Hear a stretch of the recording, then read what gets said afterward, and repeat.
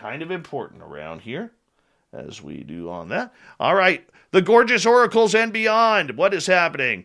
And there's Jack Clark. There's the stunning Jessica McCreary. And thank you again, Michael, for a super chat. I really do appreciate that, buddy. Thank you so much. As a super chat is a great way to support what we do on this show on a nightly basis. Beelzebrad, how you doing, bud? And we continue on. There's the gorgeous and lovely Kara McIver from Saskatchewan. Give us a wave. We will all wave back. Gemini Moon, good to see you. As we continue on, the BBD Warrior, the lovely Helena, the gorgeous Carrie Ann, and the stunning Jenny. How are you? Fapster. Block Chic, you're back. We love you. Thank you for coming back. We appreciate you. Fapster, nice to see you. Laura, thank you so much for that super chat. Really do appreciate that. Way to kick off this show. Thank you so much. We're going to get going here in just a couple of seconds. And Obi Flett, welcome to our channel for the first time. Big J, what's happening? We're going to run out of time. Get your horns up. Let's rock with Bumblefoot right now.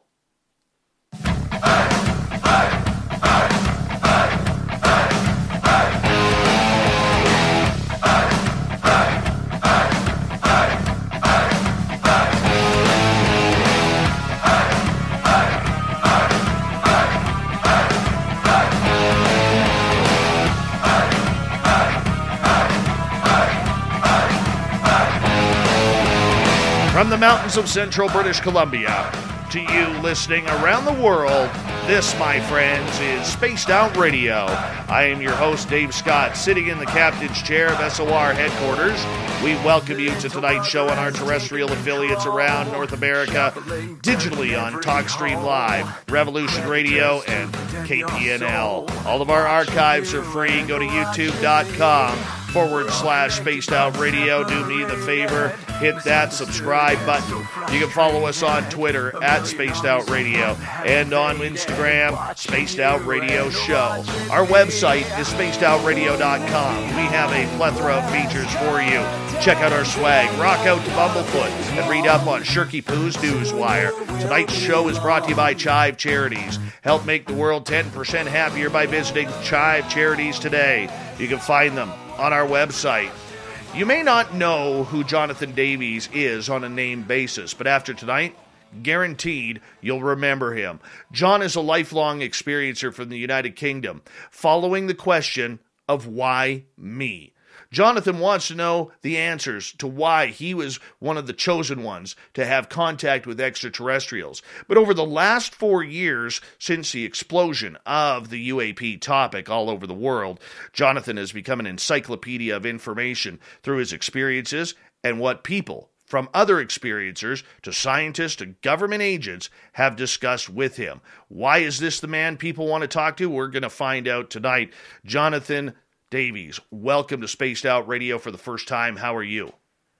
I'm good, Dave. Thanks ever so much for having me. I am very glad that you're here. And you and I have been chatting for about 1.5 2 years now, off and on. But more recently, over the last few months, we've really become close in having some very deep and in-depth conversations. And we're going to get heavy into that later on in the show.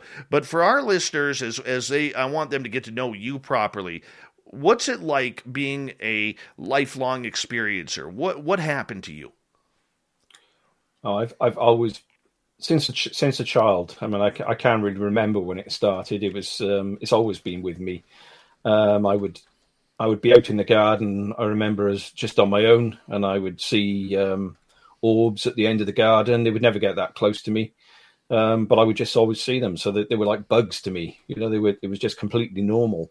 I mean, it wasn't really until I went to my first school and I saw them at the school, as I always did. And I said to one of the other boys that was, who's new, I'd only known him for like an hour, let's chase them and see what they do. I was just trying to be friendly with the boy, and I thought he could see them like I could see them. I didn't realize nobody else could see them. And he didn't have a clue what I was talking about, basically, and derided me and pointed out to the other children that I was a bit strange and that I could see things, and can you see them? And no, they couldn't see them either, and it made my life pretty much hell through that first few years in school. Luckily, it didn't follow me into high school. You know, I got away from that initial class, and we all mixed from other schools, and it sort of ended. And I basically shut up about it. I didn't say anything to anyone. I never told my parents that I could see these things either. You know, they didn't. Once I had that experience with others, I didn't really want anyone else to know. Growing up, how difficult was that for you, being an experiencer? Because you were one of the few out there, John, who what I call a multiple experiencer. You've experienced the paranormal, you've experienced the supernatural, UFOs, extraterrestrial contact. You've run the gamut, even some cryptid stuff. You've run the gamut on everything, and very few experiencers, if we use that as a broad term, have had experiences with other phenomena as well. Do you feel special? And I don't mean like proud special, but do you feel special that you've been given the eyes, the ears, and the know-how to have all of these experiences?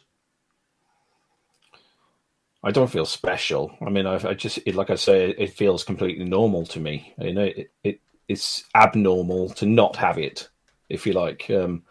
When other people say they don't even see UFOs, and I just find that fascinating, because I can literally go outside sometimes and just look up to the sky and say hi, and I'll get a big flash in the sky straight away. I won't, it's like they say hi back. You know, it's part of my life, and it's always been with me. I mean, the ghost type encounters, if you want to call them ghosts, I don't particularly call them ghosts. I think they're dimensional entities.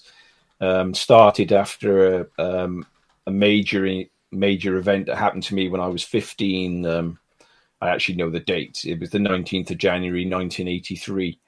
I basically found myself in a field a few miles from home with no memory at all of how I got to the field. It was dark. I was on my own. It was cold. And I'm basically in this field in like a bubble. I can't hear the world around me.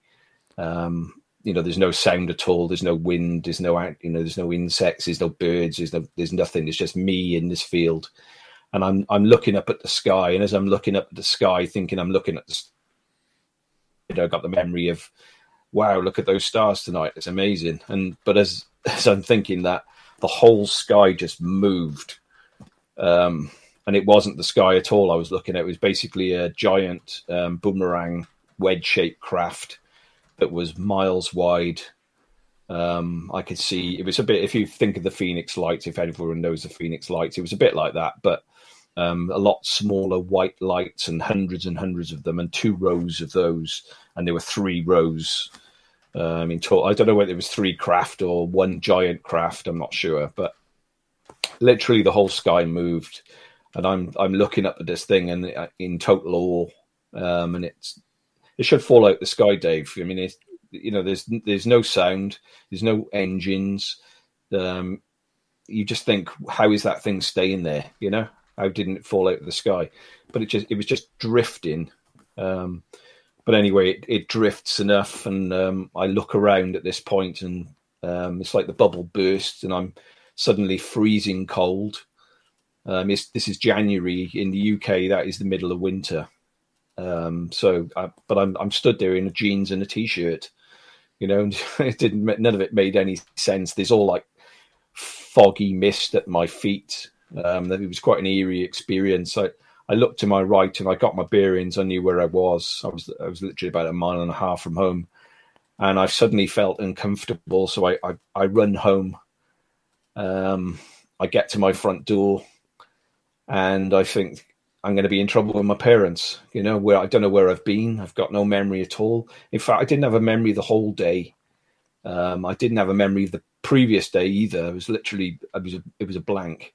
So I thought, I'm not going to go in the front door because I'm going to get into trouble. So I go around the back of the house. I climb up the drain pipe like I used to do when I was a naughty boy, and I didn't want to get told off by my parents. Didn't want them to see me. So I climbed in through the bathroom window and I went to bed.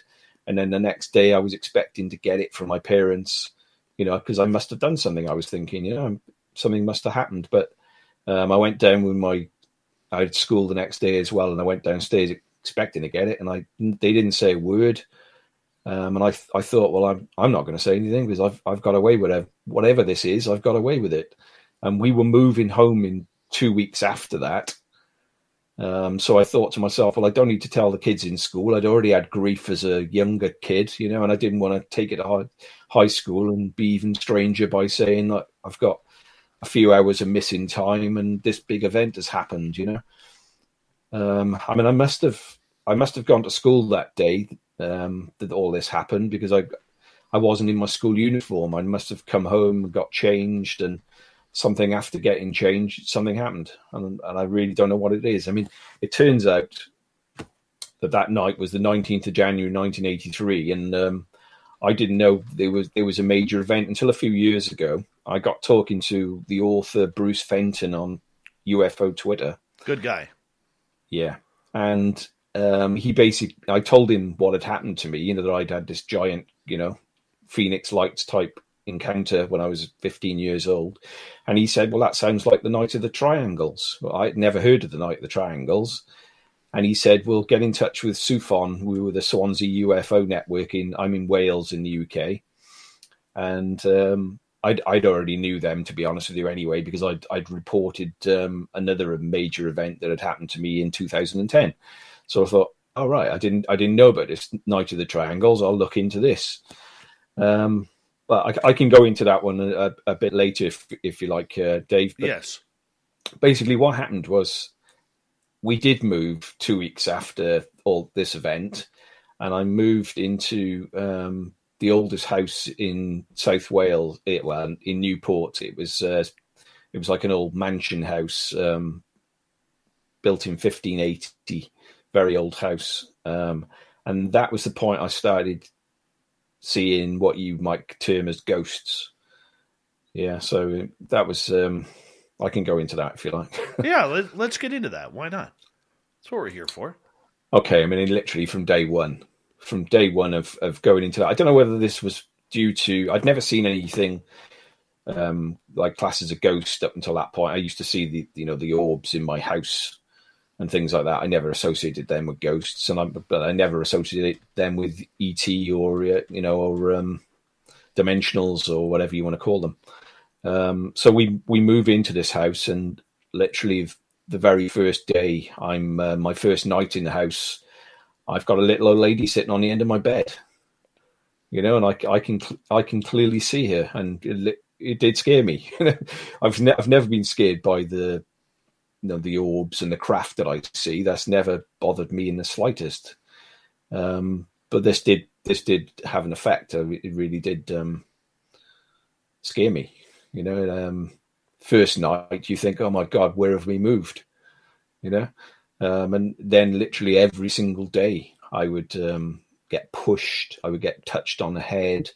I'd wake up. I'd be being spoken to, and I could have my eyes closed, and I'd wake, and I could hear, this female voice speaking to me, and wake up, and it was quite an eerie experience. I mean, the very first week, I can remember my parents had gone to work.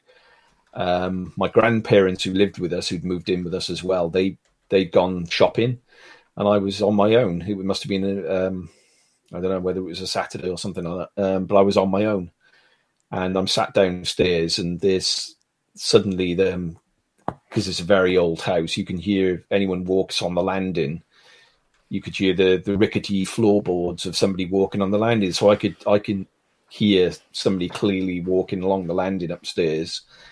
And all of a sudden, my mum used to keep all the bedroom doors shut because she's got a thing about dust and cleaning, and but all of a sudden I can hear all the doors slam, every single bedroom door, and then there was like 7 different bedrooms, big massive doors, huge bedrooms, and slam, slam, slam, slam, slam, every single door.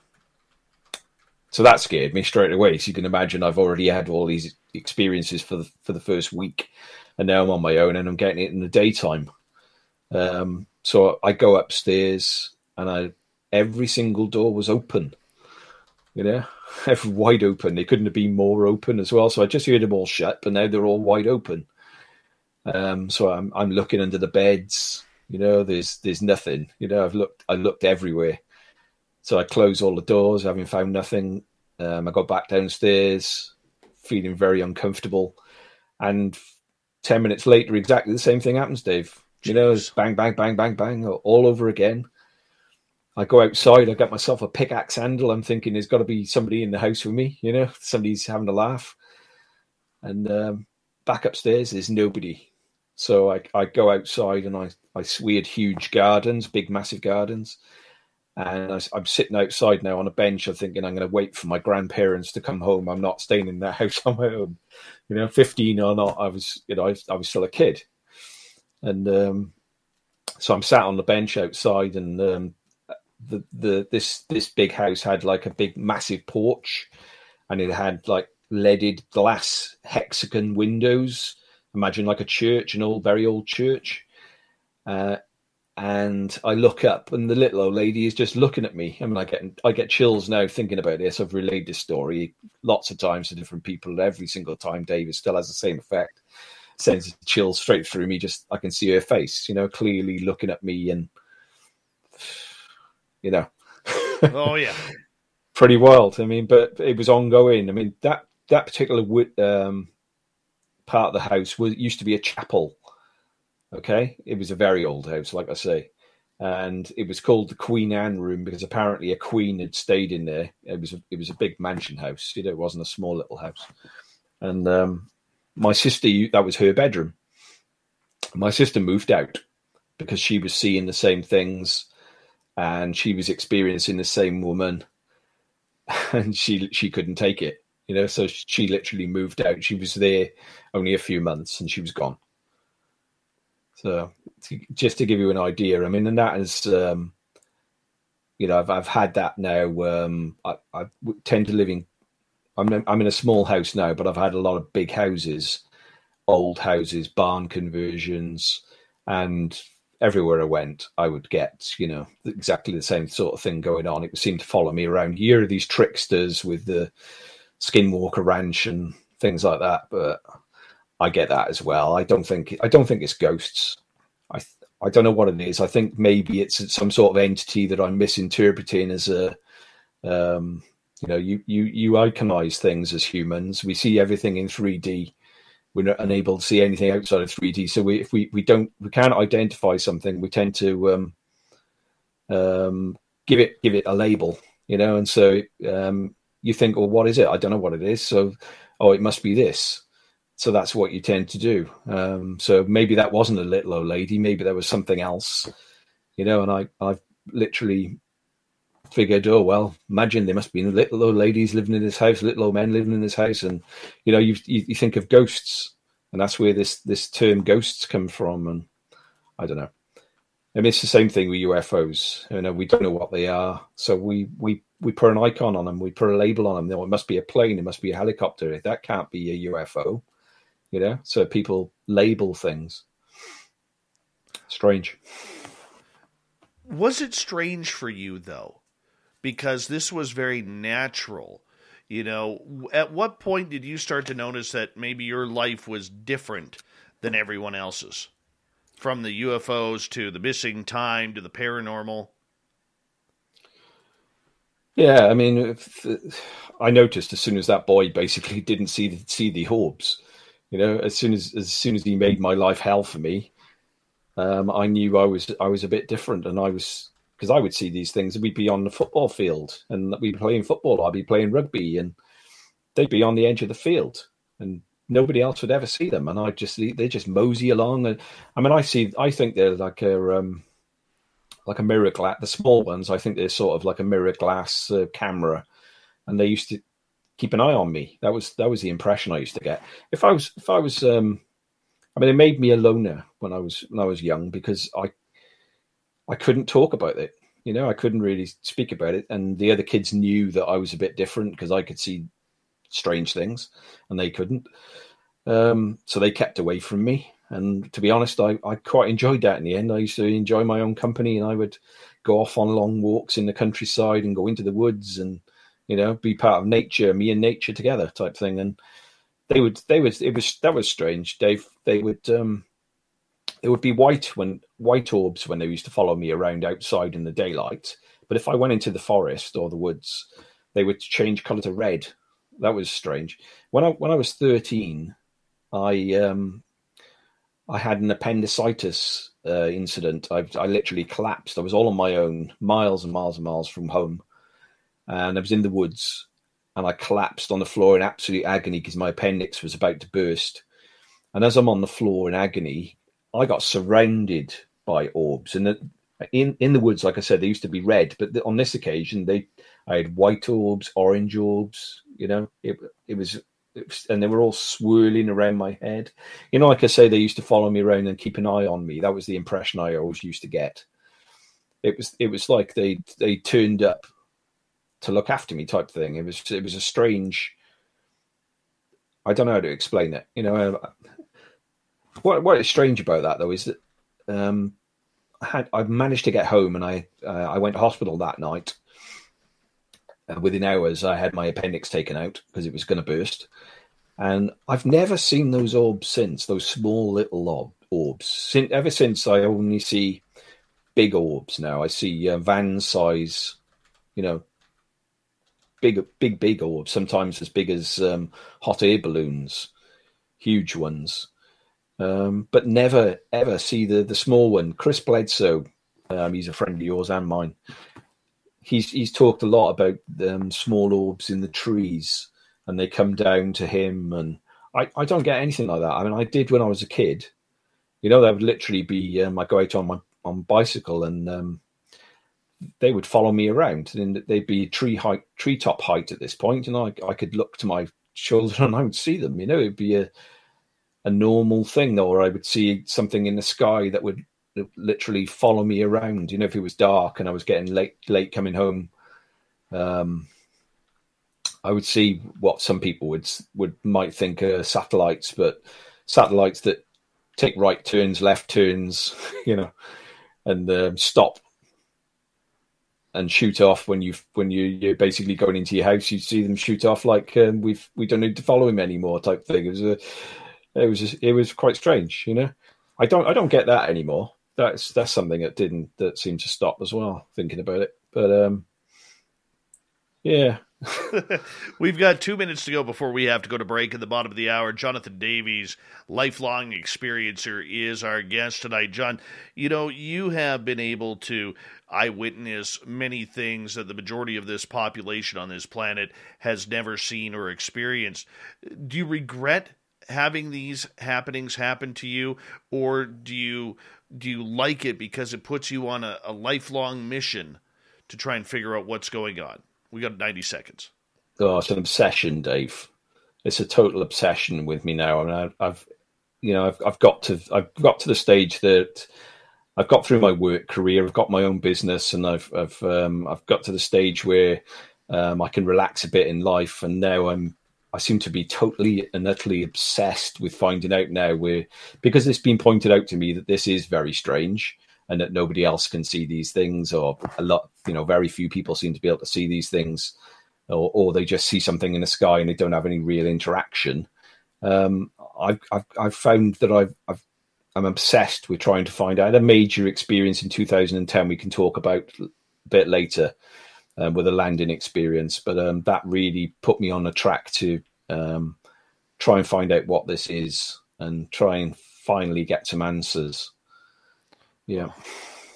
The why me question. That's probably the biggest question out there. And you and I have debated that on the phone. And it is the biggest pain in the butt question out there if you're not an experiencer to try and solve.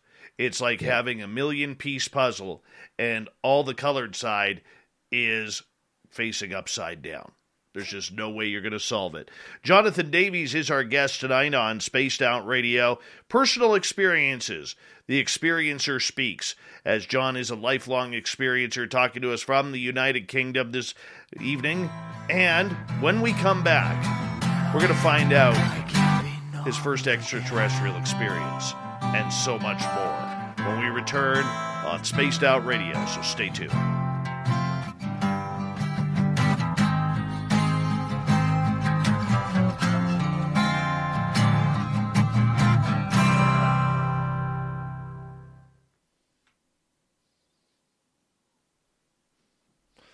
All right, we're clear, bud. Yep. Good start. Yeah, it's nice to get it off your chest every now and then. I don't do that many interviews, as you know, Dave. So Well, I appreciate you doing this with us, man, and appreciate you trusting us.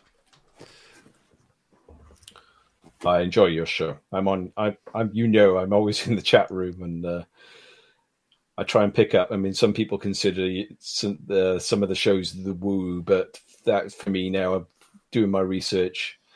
I think that is actually, it's highly relevant that we do actually look into the woo.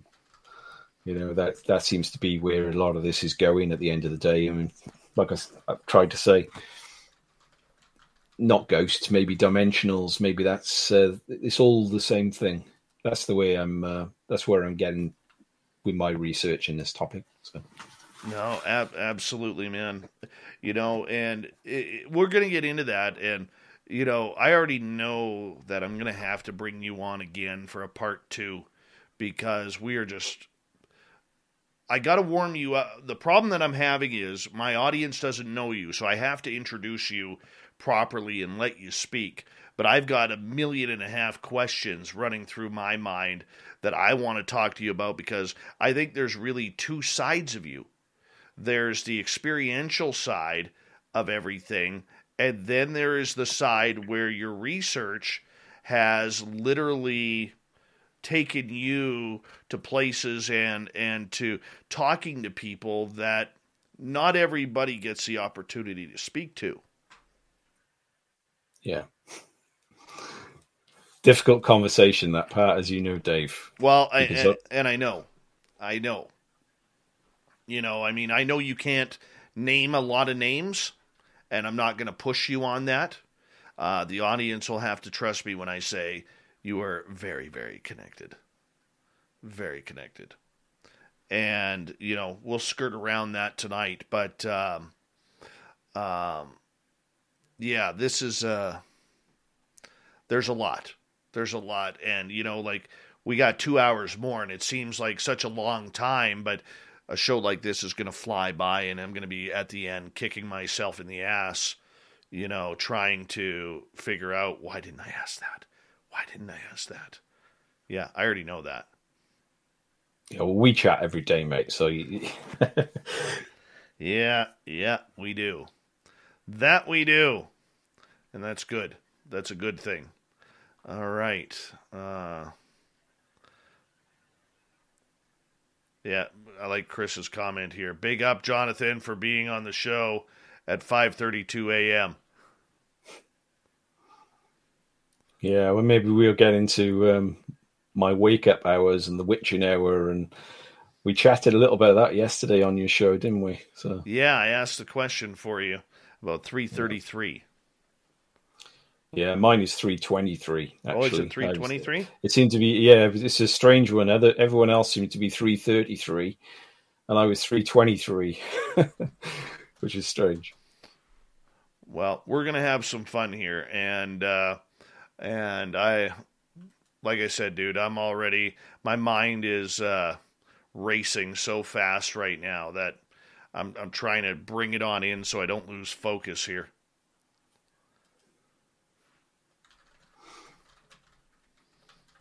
I wouldn't mind getting into talking about SUFON as well, mate.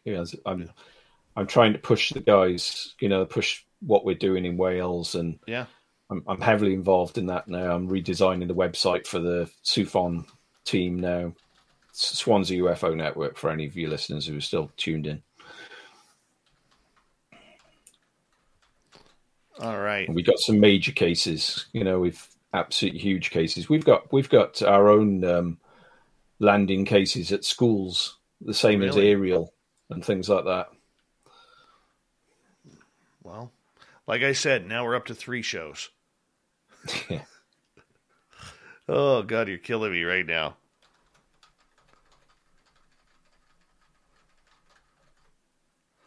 Oh, man. All right, we got 45 seconds. I want to say a big thank you to Laura Smithy ×2 for the amazing super chats. The super chats, everyone, is a great way to support what we do on a nightly basis here on this show. We really do appreciate the love that you all give us with those, so we really appreciate anything that you guys do. Thank you to all our new listeners who are tuning in for the first time and are checking us out. We don't forget to hit that subscribe button, ring that bell, and if you're looking for SOR swag, go to our website, spacedoutradio.com, click on shop, and it'll take you right there. We got some great stuff for you. Here we go with the second half hour right now.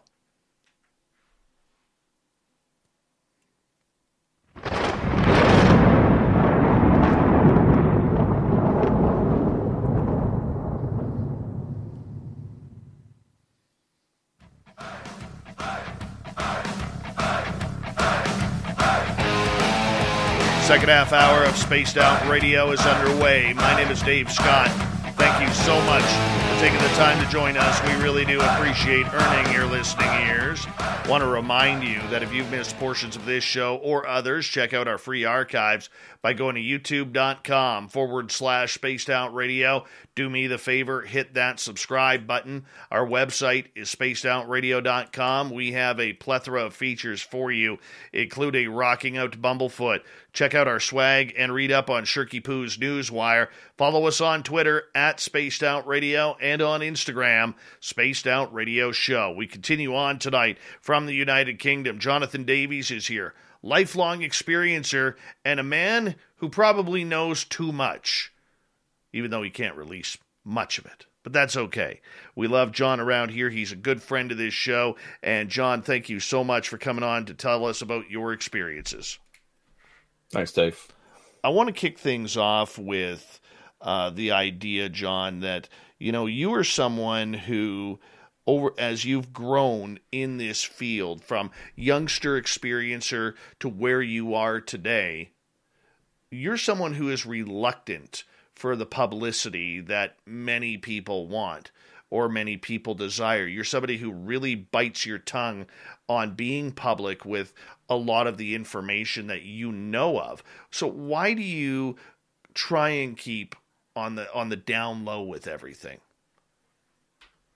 When I spoke earlier about the sort of effect that it had on me when I was in school, you know, and my parents were never aware of what was going on with me, Dave.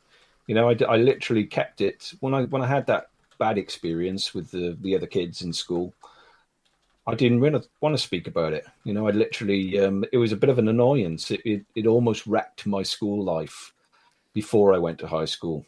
You know, I lost friendships. Like I say, it made me a loner. So it's not the sort of thing that I discovered soon on, that it's not the sort of thing that you talk about. You know, you do keep some things to yourself, and I thought it was a bit strange. Why could I see them? Why couldn't others see them? I had a lot of things going on. I mean, when I was younger, I'd wake up and I'd be paralyzed with my mouth wide open and unable to breathe, completely unable to breathe.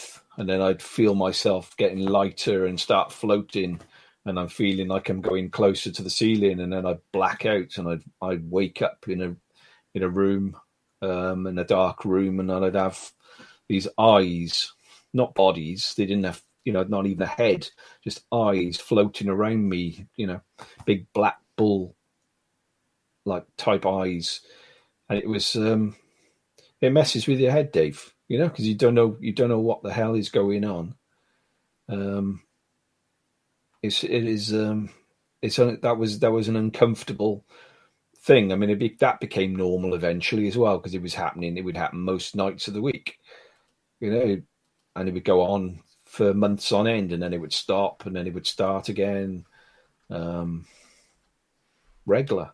So it makes when you got things like that going on, it's not the sort of thing you want to talk about. I mean, so it was only because in 2010, so I put everything off. I didn't speak to anyone. I got on with my life. I got married.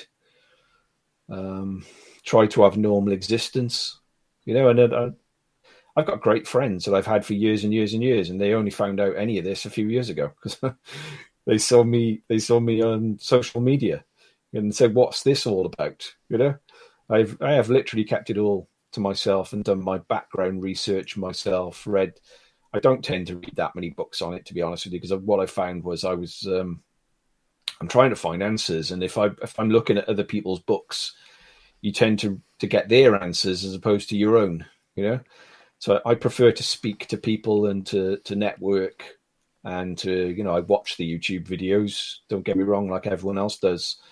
And I look at what people say and I read what other experiences are saying, and I try and build a picture myself as opposed to picking up what other people are saying. What was the other part of the question? Sorry, mate. Well, bit early in the morning for me. No problem, John. For you, I mean, being reluctant to go public with what you know and the information that you have come to over the years. We're going to get more into this a little bit later in the show. Do you feel that it's better for you to kind of stay on the outskirts with your experiences and with the knowledge you've gained over the last 4 years, so that way it really helps you focus on learning the ultimate answer to why me? It's why us. That's where I am now. Okay. It's not why me anymore. It's I'm trying to find answers for us as well as myself. Don't get me wrong. But I've made connections that basically a lot of these people will never speak publicly, or they might be out there, but they're not. They'll never open up the way they might open up elsewhere to you directly.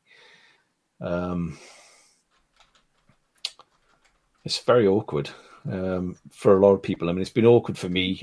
I didn't want to come out just because I had a business. I didn't want my business to be affected. You don't want your customers to find out that they're dealing with somebody who might be, we tend to be seen as irrational. You're strange, or you're classed as strange. I mean, it's only in the last few years since the Nimitz side of things and the New York Times has basically changed the dialogue and changed how we're seen by people, that we can actually speak. And that's the point. That and I had a major event in 2010. I'll go into that in a minute, but because I tried to come out then, I basically, something really big happened, and I tried to come out, and it didn't happen for me. It was like the public wasn't ready for it, type thing, and not even the UFO community were ready for it, type thing. That was the impression I was getting. But so I waited, and I saw the Nimitz articles, and that's the point. I thought, I'll join social media now, and I'll start interacting, and I'll and see where it takes me, and that's exactly what I did, and I am out there a little bit, but I do it for so that I try and find information and so that I can share it. You know what I mean? I'm learning for myself, yes, but I'm trying to do it for us, so that we can all get some answers. There's a lot of experiences out there who haven't been as lucky as me and made the contacts that find out some information behind the scenes. And even then, though, Dave, you know what it's like. You find out information, and all that does is make you've got even more questions. It's a very, very difficult. It's a rabbit hole that it's a never-ending rabbit hole, and it just gets bigger and bigger and bigger. And the rabbit hole's going into new universes now as well. Before we get into what happened to you in 2010, do you recall your first interaction with extraterrestrials? I don't really class them as extraterrestrials, even, Dave. I mean, I've never really thought of them as from another planet. I thought, for me, it was like, because they were always been there since I was a kid. It's like they're here. They've never felt like they've come from somewhere else to be here. They've always felt, for me, like they are here, and that I'm glad that the likes of Lou Elizondo have started talking about dimensionals and other dimensions, and because that's the way I see it, and I think I've always classed it as that. I never really he put words to what my thoughts were, when he started saying this, and I started looking into more that side of things, because they just appear wherever you are. If they were coming from somewhere, if they had come from long distances to get here, like ET, you would think it would take them a bit of time to get here. But these things seem to be able to appear instantly, wherever you are. So I get the impression they're surrounding all of us all the time, and that's just for some reason certain people can see them. I'm not sure why that is. I've no real idea on that. You guess and you try and find out why me, but there's no real answers on that one, because we're all so different. There doesn't seem to be any. Let me rephrase that then. What was your first encounter with beings? Well, with an actual being, I mean, like I say, it was always eyes as a kid. It was strange. No face, no body, just these eyes. I'd be led on a table, or I'd led on something in a room, in a dark room, and there was just enough light to let me see the glint in these big black. They're not. I mean, if you look at a bull's eyes, they're not a nice eye. You know what I mean? They look like a crazy, not a nice eye. I mean, next time you're in a field and you see some cows, have a look at their eyes. It's not actually pleasant. They're strange. So that was they would be like circling me, or if they weren't circling me, they were coming in at different points. You know what I mean? Like lots of them. Strange. It's like you're on a doctor's table. I mean, you hear people saying they've had things done to them, and well, that is actually how it felt. I did feel that I was in a surgery or something like that, in a hospital, or that's the impression that you get. But it's a little bit uncomfortable because it's dark and you can't really tell what's going on. And I've got no memory of anything bad, though. It was just unpleasant because I didn't know what was happening. That was my. Maybe they're being nice to me and letting me and blanking the bad parts for me. I don't know. I'm quite happy though if they carry on doing that, because if there is bad things, I don't particularly want to know. Have you ever found strange marks on your body? Yeah, as a kid, I didn't know though. When I was young, it's only the last few years, and everyone started saying about triangle marks on their body and bruising and all these things, and it never really occurred to me as a kid, because like I say, it's all been natural. So I was pretty active, even though I'd be out on my own. I'd be up trees and falling out of trees and bruising myself and cutting myself and everything that young kids do. I was very active. And so, if I saw things on me, it didn't really associate them with the other things that were going on. But I do remember triangular marks on my skin, like puncture marks, like needles. I do remember all that sort of thing. They never seem to stick around for me, though. I've got some people saying that they've got marks and they stuck around for years. I'm not sure about that, because that's not what happened with me. If I saw them, they would be there, and they would be there for a week at the most, really, and then they would vanish. I haven't had any marks like that for years. I've got friends now that have got marks, and they're ongoing. They still get these marks. I don't know. I mean, I get. I'll talk about that 3:23 a.m. thing, because I went through a period of, or at least a year. I suddenly started waking up at 3:23. And I'm like, to start with, for the first week, I didn't even look at the time, to be honest, Dave. I was like, what the hell? What's the matter with my sleeping all of a sudden? Like, why can't I sleep anymore? And then I noticed the clock, 3:23. And then the next day, I looked at the clock again, 3:23. And it went on and on and on. But what was happening was I was waking up, and I would have this ringing type, not a ringing, but like a strange sound in my head. I've got it right now. Okay. I can literally bring it on now. Now, and if I talk about it, it comes, okay, which is strange as well. But anyway, I suddenly started noticing this ringing in my head, and I would have a heavy nosebleed. I had never had a nosebleed in my life, okay, up until the point that this all started happening. And so I'd wake at 3:23. I'd have this ringing. I'd get up because I knew I was gonna have a nosebleed, and I'd be up from that point, and I'd have this massive nosebleed, and literally a huge nosebleed. It just wouldn't stop. It would go on and on and on, and this went on for a year. And I actually said about it on UFO Twitter. I was like, "Is anyone else getting this? Waking up at 3:23 and getting this strange sound in their head?" And it's intense now, Dave. I wish I could explain how it sounds. Is it like a high pitched tinnitus? Yeah, I mean, people say that to me, but how do you bring that on whenever you just talking about it? And how is it that I never had this up until the point I was waking up at 3:23 and getting these nosebleeds? Doesn't really make any sense. I never had this noise before in my head. I'd never had the nosebleeds before. I'd never woken up, and every single night the same, down to the second. Have you tried asking them to turn it down? No, I don't do anything like that. I don't really. If you do ask try and interact with them. If you do say, "Can you turn it down, please?" they will turn it down. Oh my God, Dave! I've just thought in my head, turn it down, and it's gone. I'm not joking. Yeah, that's nuts. Okay, yeah, right. Because I used to get that when I was having most of my major experiences.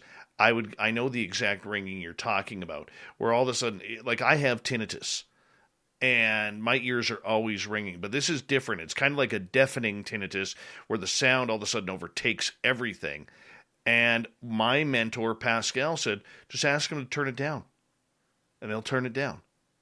So something I noticed when this all started happening as well, I suddenly was able to start speaking to anyone I wanted to speak to. That's a hard one to explain. It was like people that there was nowhere on the planet that you would be able to speak to, because I'm a nobody. I'm a guy living in Wales with.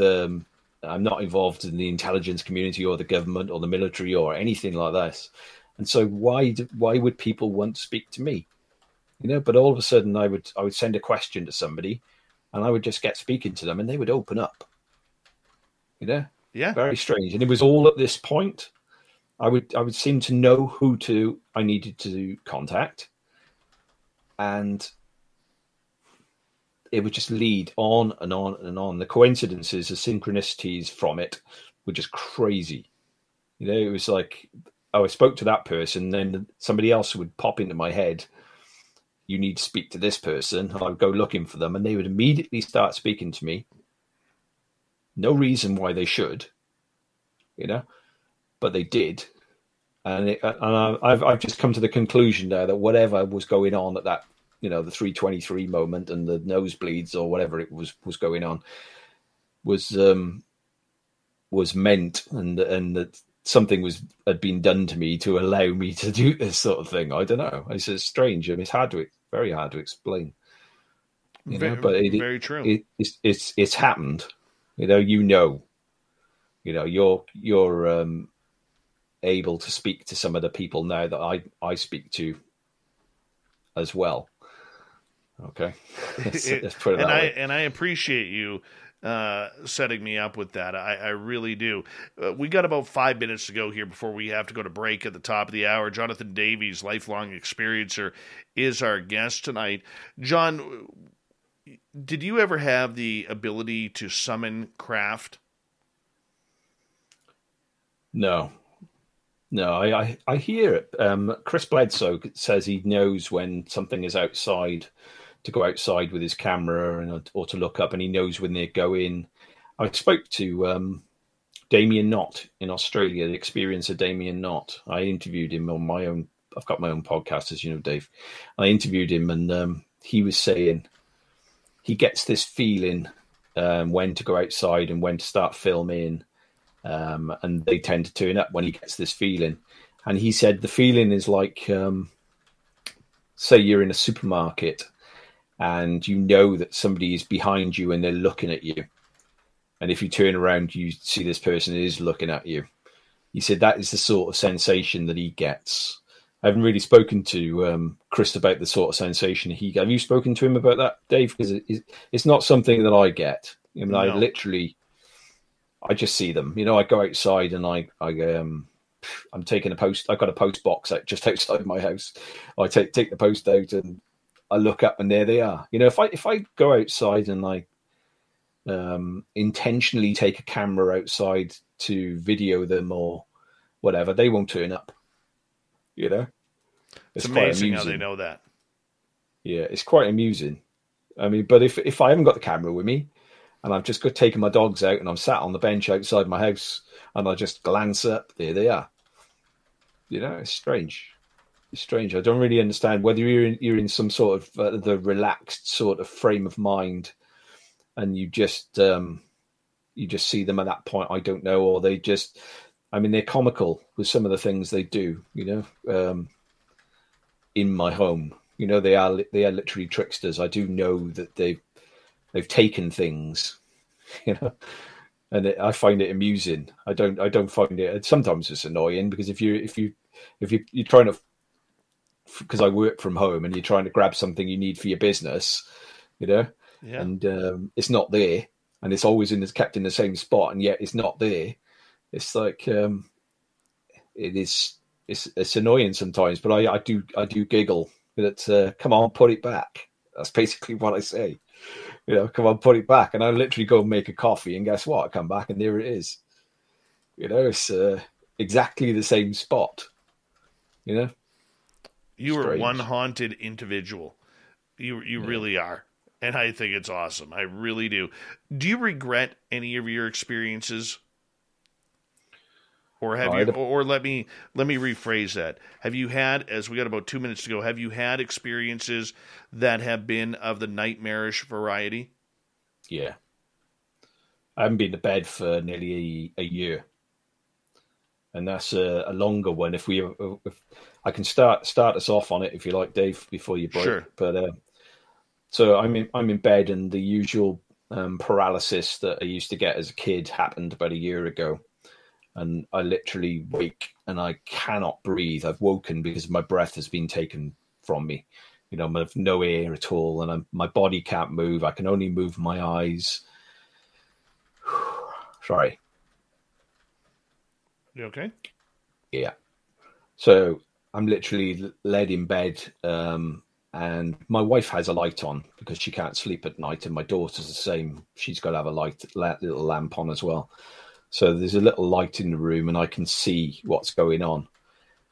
So I wake, I can't move, and literally just move my eyes. My mouth is wide open as far as it could possibly be.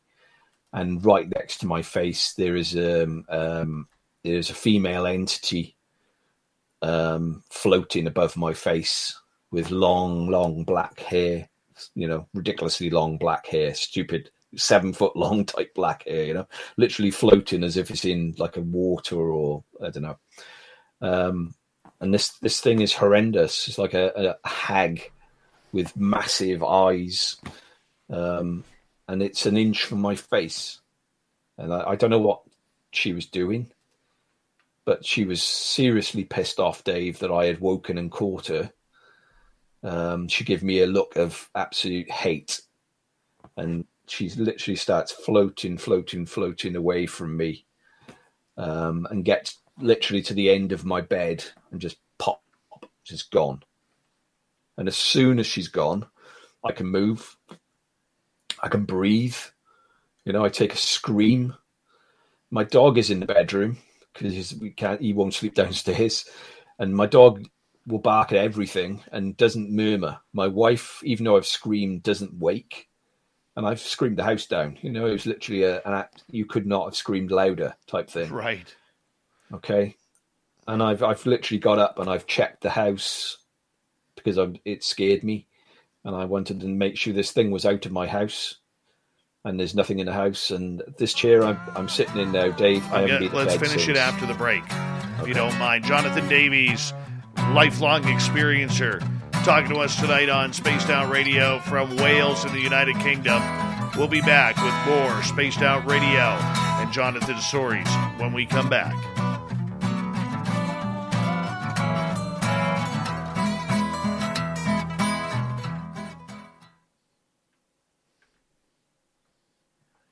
All right, we're clear. Hi, Flippity. Nice to have you back. And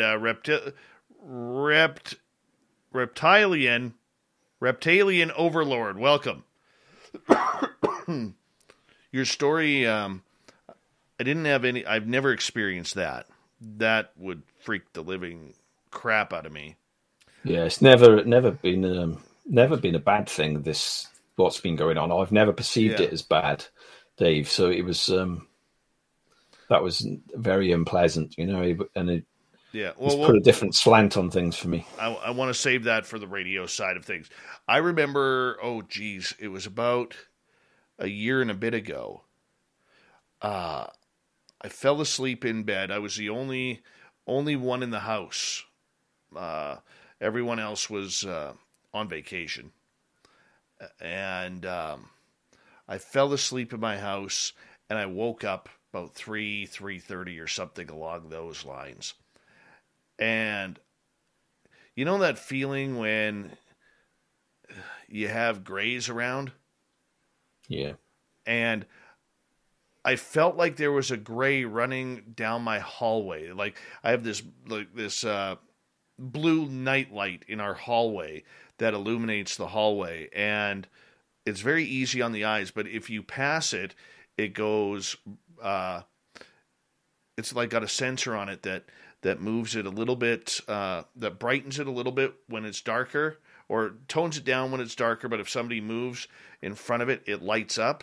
And I knew both my dogs were in my room sleeping, and because I had one on the bed and one on the floor, and I felt like I saw the light flicker. I woke up and I saw that light flicker. So I was thinking, okay, is it the cats? But it was that timid fear that I had, man, that if I got up and went out there, I would see something that would absolutely freak me out. And I just knew. And I moved. I remember moving more into the middle of the bed in order to, and I kind of put my blanket over my head, and I was looking down the hall just to see if they were coming back or if it was coming back. And the brave side of me was like, oh, just go out there. Go out there. And the chicken shit side of me was like, nope, not doing it. Not going there. Don't want to do it. Hey, B. Hoff, how you doing? Good to see you. Who else has arrived here? Nicole Perron, or Perrin, your choice. And how long we got, Dave? Right now we have about 3.5 minutes. 4 minutes. 3 minutes. Okay, just going to go to the toilet. Yeah, you go.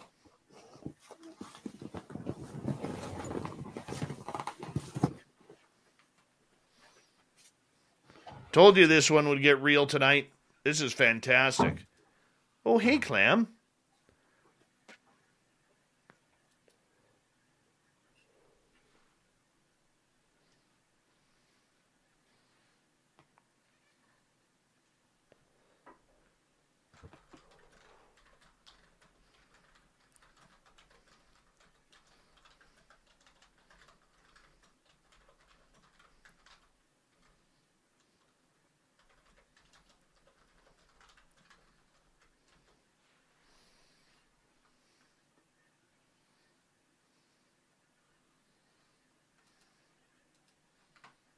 Kronos, how you doing? Good to see you.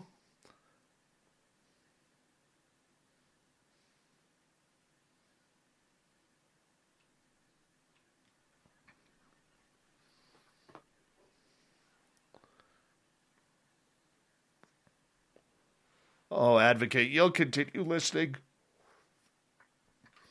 You will continue listening. Oh, I agree with you, Stone Hobbit. I agree with you.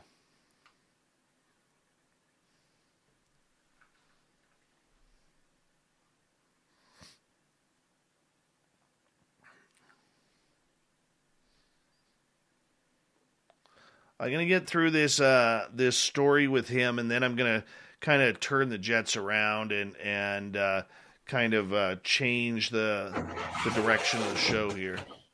Hi, gorgeous Teresa. How are you?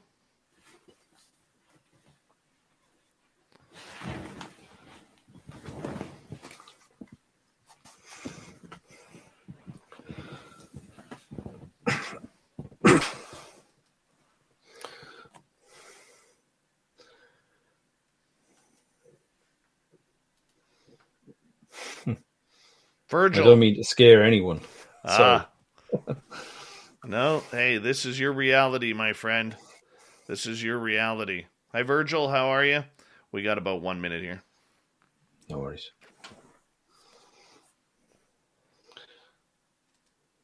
I think this is normal for us guys. I don't think there's any need for us to be scared. You know, I'm trying to... Part of the reason I'm not going back to bed is because I want this thing to turn up when I... You know, that I'm... When my wife is not there, so they're not scared. My wife and daughter, I don't want it near them, but I'm quite happy for it to turn up again so I can have a chat.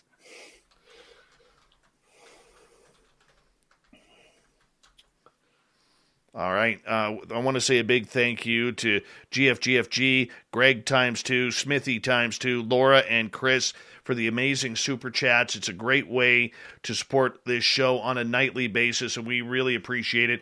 If you're new here, do us a favor, hit that subscribe button, ring that bell. It really helps out. Thank you to all the veterans tuning in. Don't forget you can do some shopping on our website, spacedoutradio.com/shop. Here comes Bumblefoot. You're listening to Spaced Out Radio with Dave Scott. Follow Dave on Twitter at Spaced Out Radio and on Facebook, Spaced Out Radio Show. Here is hour number 2 of Spaced Out Radio tonight. My name is Dave Scott. Thank you so much for taking the time to join us. We really do appreciate earning your listening ears. Want to say hello to everyone listening in on our terrestrial affiliates around North America and digitally on TalkStream Live, Revolution Radio, and KPNL. All of our archives are free. Just go to youtube.com/Spaced Out Radio. Do us the favor, hit that subscribe button. The Desert Clam has set the password for tonight in the SOR Space Travelers Club. Weird Ward. Weird Ward is your password. Use it wisely, space travelers, as the Clam sets the password each and every night right here on Spaced Out Radio. Our website is spacedoutradio.com. We have a plethora of features for you, including rocking out to Bumblefoot. Check out our swag and read up on Shirky Poo's Newswire. Follow us on Twitter at Spaced Out Radio and on Instagram, Spaced Out Radio Show. We continue on tonight with lifelong experiencer Jonathan Davies, and you can follow him on Twitter at I Want to Know. Very simply. It's very simple. And John is going to get into this story where right before the break he had some sort of banshee wake him up in the middle of the night, and that really, really freaked him out. Yeah, I mean, your guest last night, I'm struggling to remember her name. She was really good. And she was talking about banshees. Yeah, really good. And I've never really considered that entity as that female entity that I saw as a banshee. But like I said earlier on, people misinterpret experiences and contact experiences. Maybe that wasn't a female entity at all. Maybe that was something completely different, and I was labeling it as, giving it an iconography that I could accept. Maybe it was something so wild that I had to give it a label. I had to give it an icon. I had to give it it was a female. It was the less threatening of the species for a man. Do you understand what I mean? Yes. So I'm not really sure. I mean, I don't know what that was. The fact that it just literally vanished in front of me, I don't know. There are Celtic myths of a female that gets seen in Wales in particular, which is the ancient part of Wales and Scotland, obviously the Celtic side of things. And we've got stone circles, and we've got the history here is absolutely crazy. And Lord of the Rings, was based on Wales. The Hobbits were based on Wales. I don't think people realise that because the film was made in New Zealand because they had the scenery. They've got the great scenery, but it was all based on Wales, and the myths that are here are crazy. And I think that a lot of that got taken when people emigrated to America, and all these stories got taken over there as well. And but it's all part of the old lands, and these are the old lands. Our houses are hundreds of years old. It's crazy. 2010.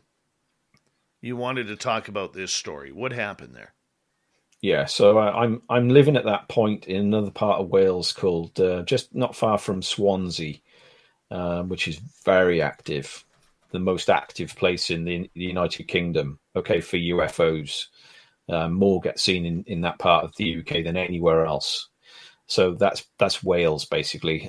So I'm living in an area called the Gower, which is a coastal area with beaches, a stunning nature reserve type area. I had like a barn conversion on the coast. Just had a daughter. She's 2 years old, and I'm working from that location as well. That was my business location, and it's literally right on the coast, by an estuary, and I'm on top of a hill, looking down onto the estuary with nothing between me and the beautiful view. Yeah. So I'm sat downstairs. It's the 7th of October 2010, and my daughter is with me. My wife's upstairs having a shower, and my daughter goes over to the conservatory windows, and she's not speaking very much at that point. 2 years old, she does, she's speaking, but no big words or anything. And she looks outside and she points and she says bright. And I thought, oh, that's a good word. And so I go over to the window and I see what she's looking at. And my neighbour to my left, going down the hill, had tennis courts. And right by the top right-hand corner of the tennis court is an orange orb, a very large orange orb, the size of a very large van. And it's just sat there next to the tree. When I say an orange orb, anyone doesn't realise, they look like the sun. But say for just so you can picture them, they look the sun, but this at night, and obviously nowhere near the same sort of size as the sun. And for some reason, they don't hurt your eyes when you look at them, even though they're very bright. Okay, so this thing is just sat next to the tree. I'm just watching it, thinking, oh, that's a bit closer than normal. When I see these things, they don't tend to get that close. This was very large orb. So it just sat there, and all of a sudden it just shoots, like blink and you miss it type speed, shoots downwards. Remember, I'm on the top of the hill into the estuary. It's about half a mile it's shot, but because it's directly in line with me, I'm literally looking down on it. So it shoots down to the ground and is so fast. I think, oh my God, I think it's crashed. Okay, I've never seen these things move at that type of speed. Normally, they just sort of mosey along for me and let me see them for as long as I want to see them. Okay, but this thing was like boom, and it shot to the ground. And as soon as it got to the ground, there were like massive flashes of bright colours coming from it, all different, like boom in your face. They would like blind you type flashes. They were huge, and they seemed to be directed to me or my direction, where I was living. And all these different colours were going on, and I'm thinking, what the hell? I've never seen them do this before. This is new. And this is going on, Dave. And then another object appears over the opposite coastline, which is Llanelli and Buryport, the towns of Llanelli and Buryport. And it's cloud level, okay? So you couldn't see the stars. There's cloud. This thing now is coming in. It's like a very large moon. I can see it getting bigger and bigger and bigger, and it gets right above the town and directly opposite me and between this object that's on the ground, making all these flashes. And it just sits there. It's like white with a green tinge and a bluey green tinge, and just sit there. It's like it's watching what's going on or keeping an eye on what's going on. Okay. And as I'm watching that, and I carry on watching this object on the ground, thinking what's going on, I've opened the window. There's no sound at all. I can hear, though, all of a sudden, the sound of a Chinook helicopter to my right, inland. And and I can hear it coming closer and closer, and I can see two lights that they're not flashing. It's a red and a white light, and this thing is very low, and I can hear it coming in, like a big, massive military Chinook helicopter. And I start thinking to myself, oh, have I got this wrong? Is this not, what I normally see? Is this something that, maybe this is an accident or something, or this is a military thing that's going on? And so I watch this Chinook helicopter get closer and closer and closer, and I'm fascinated what's going to happen next. It gets all the way up to the object on the ground. There's a light that passes between them, and the helicopter vanished. Totally vanished, okay, including the sound. And the sound now is very loud because it's the only sound I can hear. There's no other sound, outside at all, and the window's wide open, and it's just gone. But I can hear it again, and it's gone all the way back miles away, inland again, and the same thing happens over and over again, a repeating cycle of this helicopter just coming in. The light passes between them. It's got louder and louder every time it's come in. Vanish. 8 or 9 times this must have happened. Okay, this object on the ground now has turned blue. Okay, so an orange orb. I've never heard of an orange orb turning blue before, but the flashing lights have all stopped. It's no longer orange, and it's now blue, like a turquoise blue, and it looks like a craft. Okay, and it's just sat on the ground, not doing anything. So the helicopter thing has gone on, and this is over the period of space of an hour. It's not a short. It happened and it's gone. No, this is going on and on and on and on. My wife is upstairs, still in the shower. I've run down the bottom of my house where my office was, and I've grabbed I had a big pair of coastal binoculars, and I've grabbed a brand new camera that I just bought for my business to take product pictures. Literally just bought 2 days previously. Never used it. So I grabbed the camera. It's literally in the box. I take it up. I've put batteries in it because I tested it when it turned up, and I start snapping away. So I've taken loads and loads and loads of pictures. Weirdly, the best pictures never came out. They were just black. I've still got the black pictures where there's nothing on the picture, which never made any sense to me because it was like, oh, wow, take a picture, and there's nothing there. It's strange. But lots of the pictures are quite strange, and I can share those with you. Maybe John Hudson can put some in the description and some links or something so people can see them.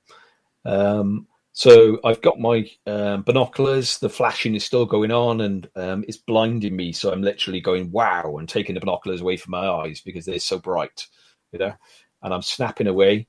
And then to my left.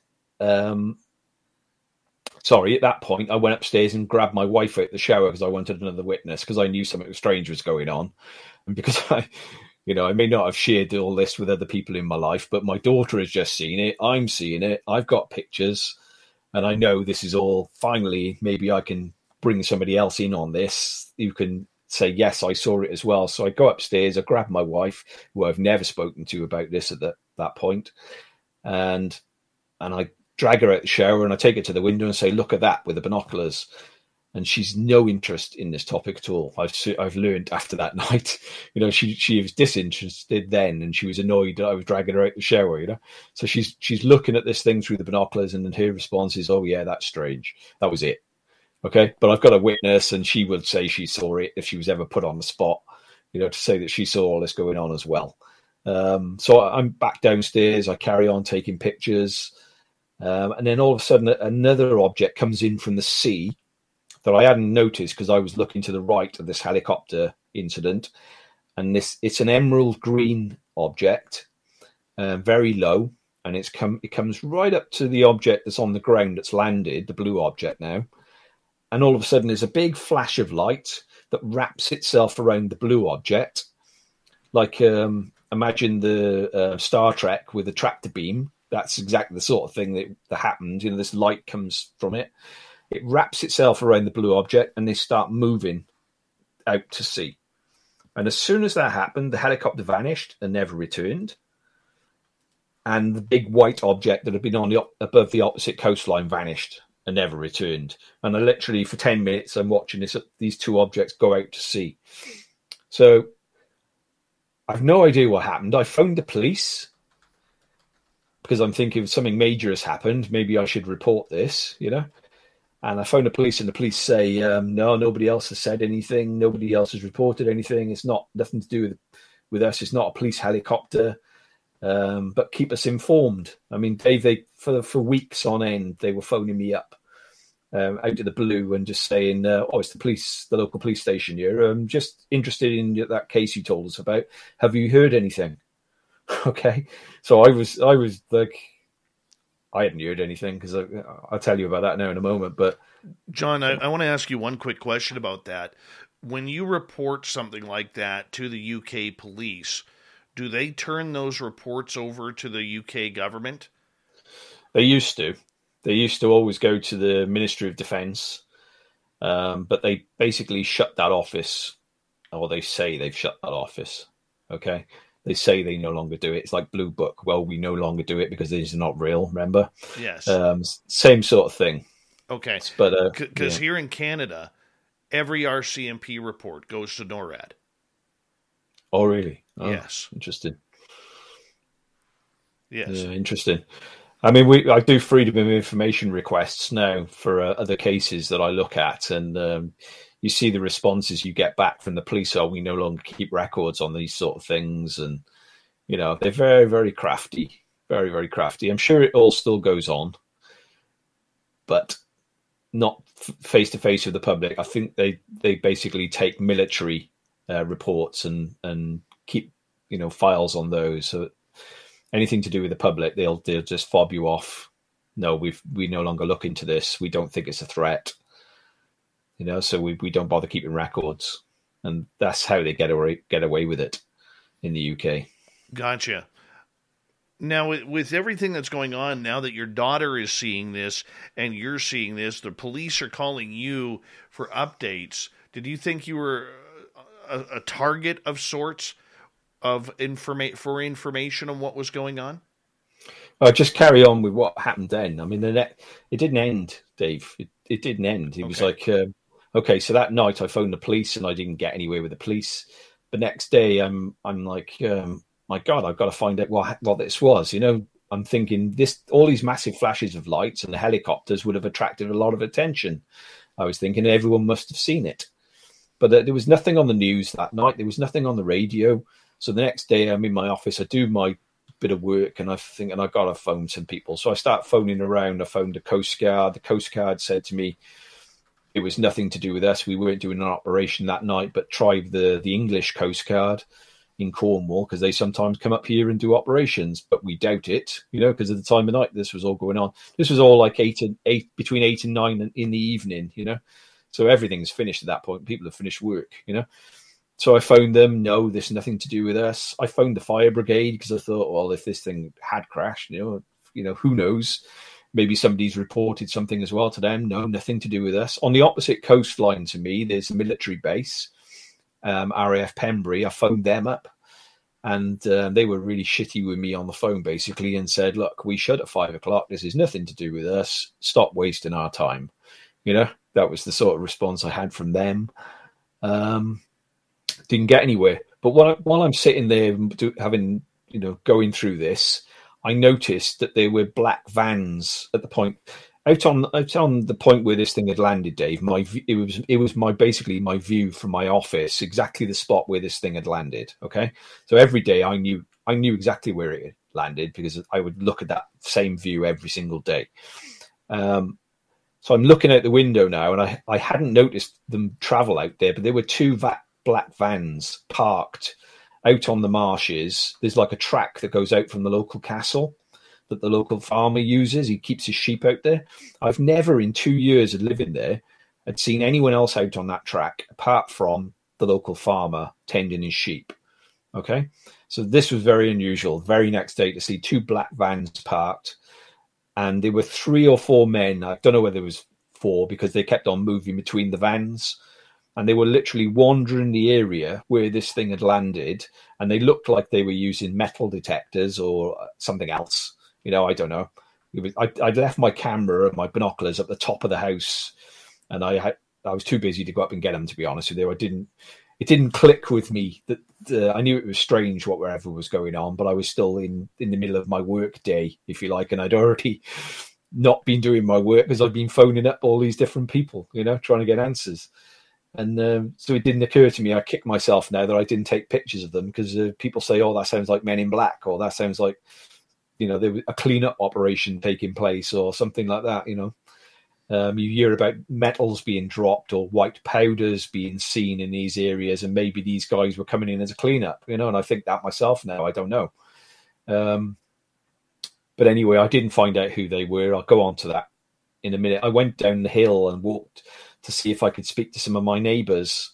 I'd be honest, I'm a bit of a loner, so I didn't really know my neighbours. And the area is a touristy area where people come in at certain times of year during the summer holidays, and use the houses as a tourist houses type thing. So they're not always there.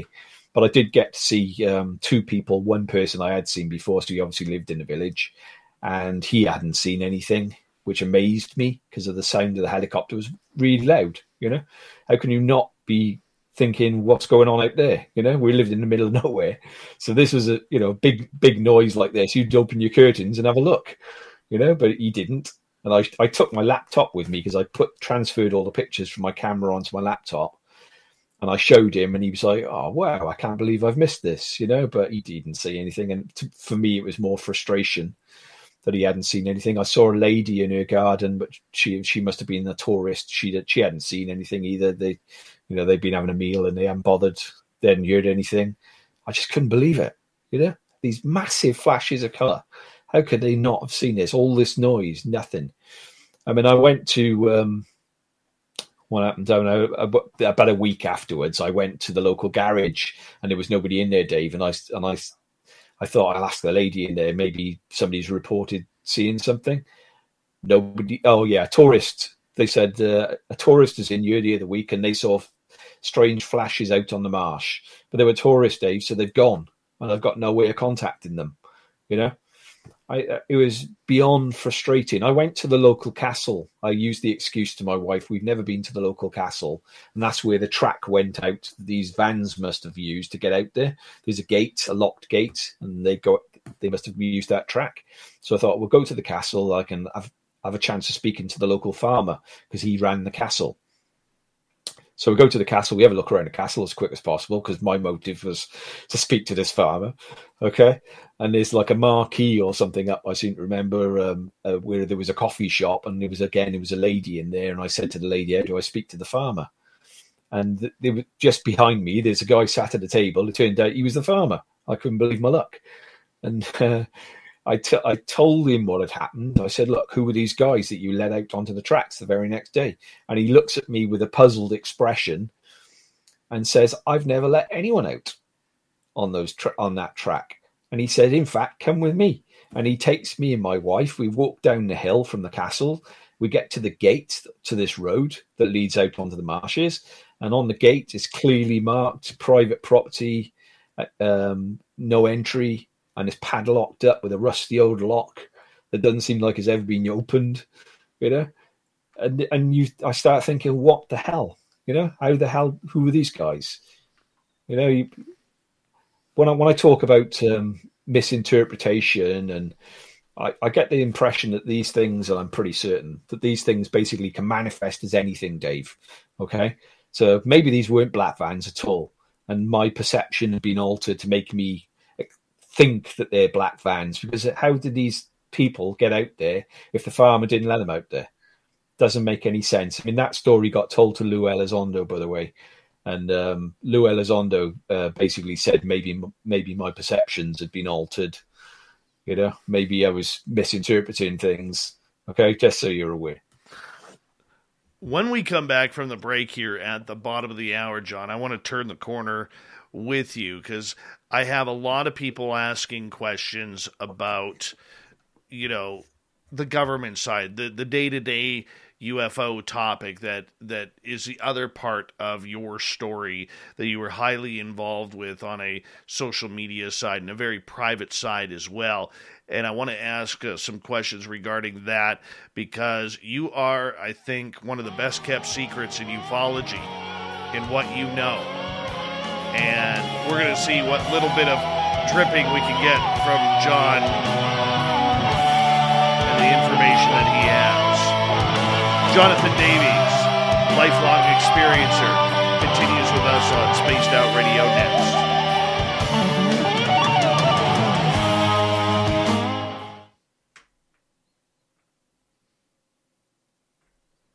We got 5 minutes, buddy. There's a lot more to that story still, Dave. It went on for days. We can finish the story if you want. And it is pretty wild. Some of the things that went on after that. My goodness. Do you want to continue it after the break, or do you want to? You can give it now if you want.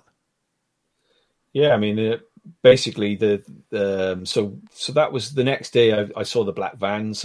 I went down to see the neighbours. Didn't get anywhere. Total frustration. I phoned Nick Pope. I saw an article. I was wondering who the hell can I speak to, and I saw some article by Nick Pope, and I got in contact with him by every email, and I sent him all my pictures, and I said, tell me what the hell I've seen. What was this? Because I'm thinking he's got access to radar and he can tell me exactly what was going on. And very naively at that time still, because I tried to step away from the topic because it had been, something that I've been trying to have a normal existence. And then I've been thrust back into it after all these years with a massive event again.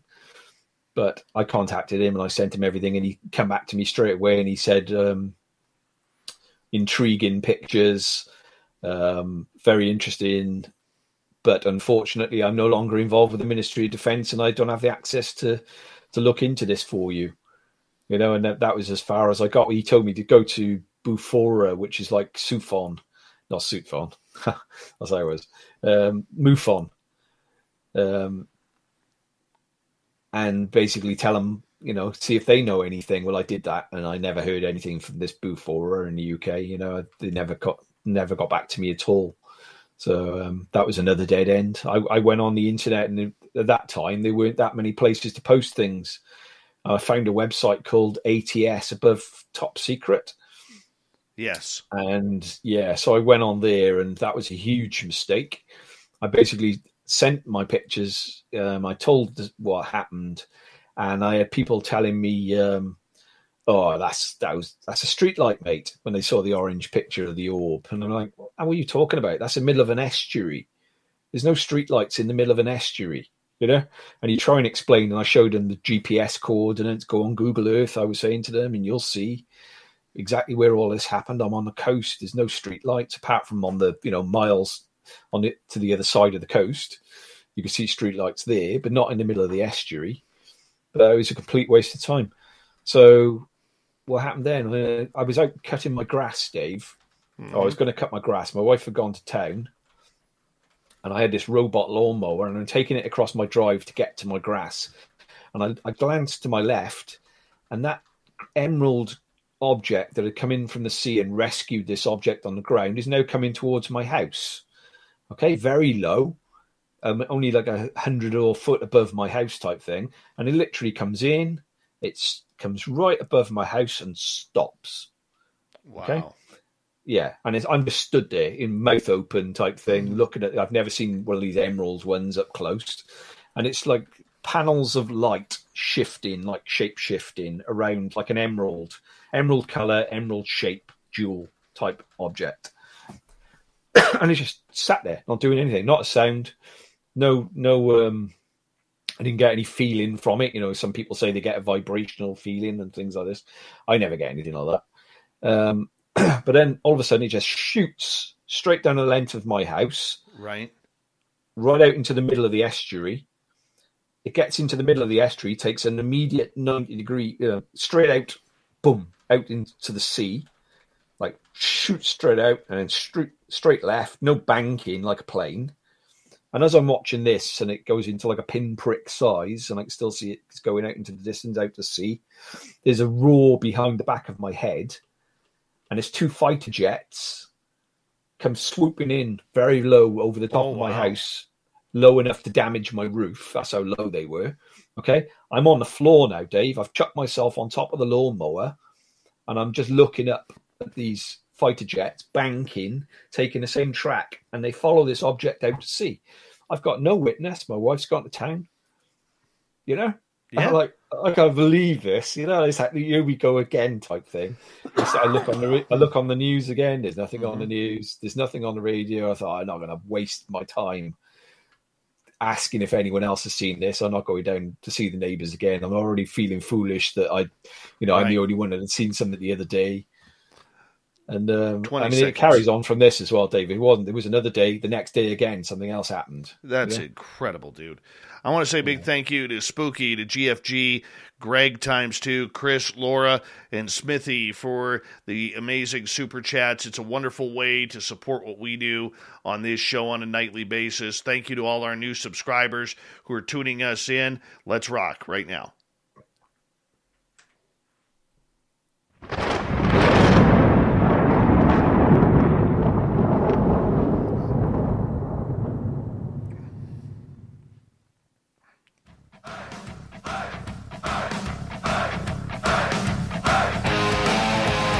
Past the halfway point of Spaced Out Radio tonight.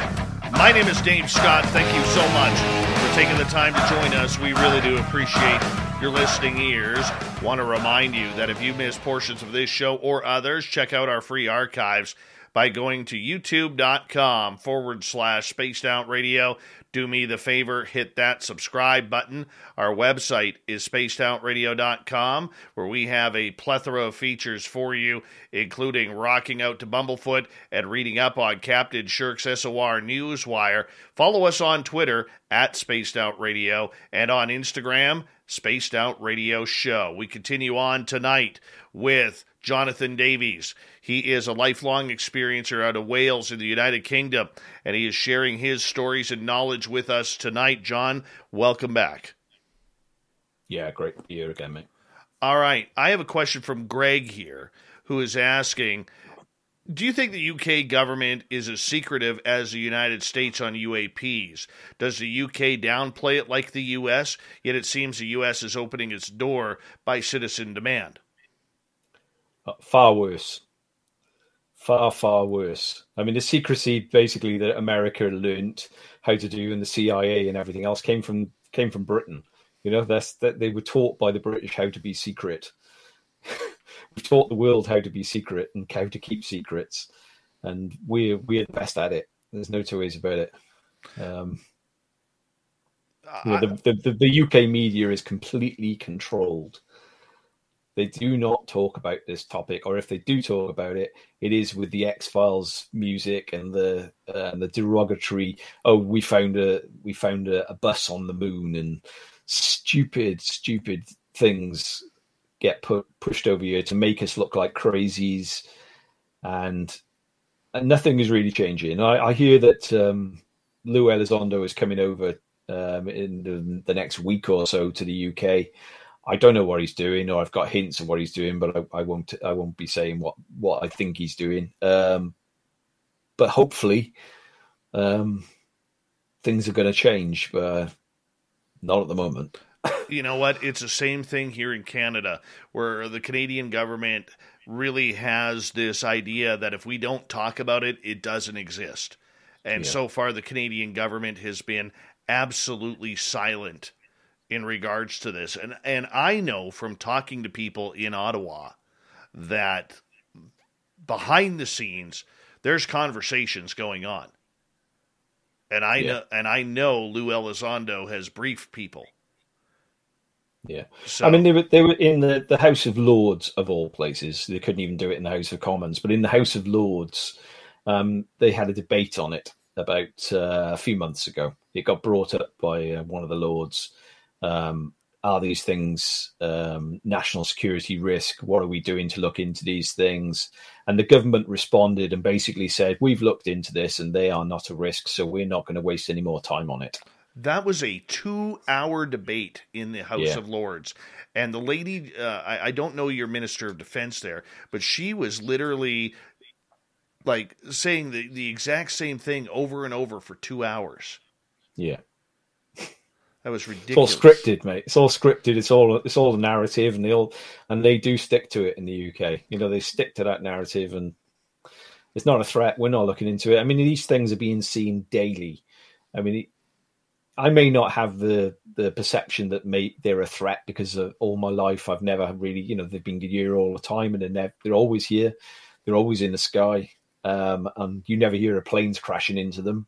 So maybe they're not a threat. They've been around for thousands of years. We know that, but they should be taking it seriously. Now they're seeing them on radar. We've got the new radar systems out there that have come online, and these things are being seen all the time. We know they're being tracked. How can they not be perceived as a threat just in case? Just a public airline. We hear of public airlines going missing, for God's sake.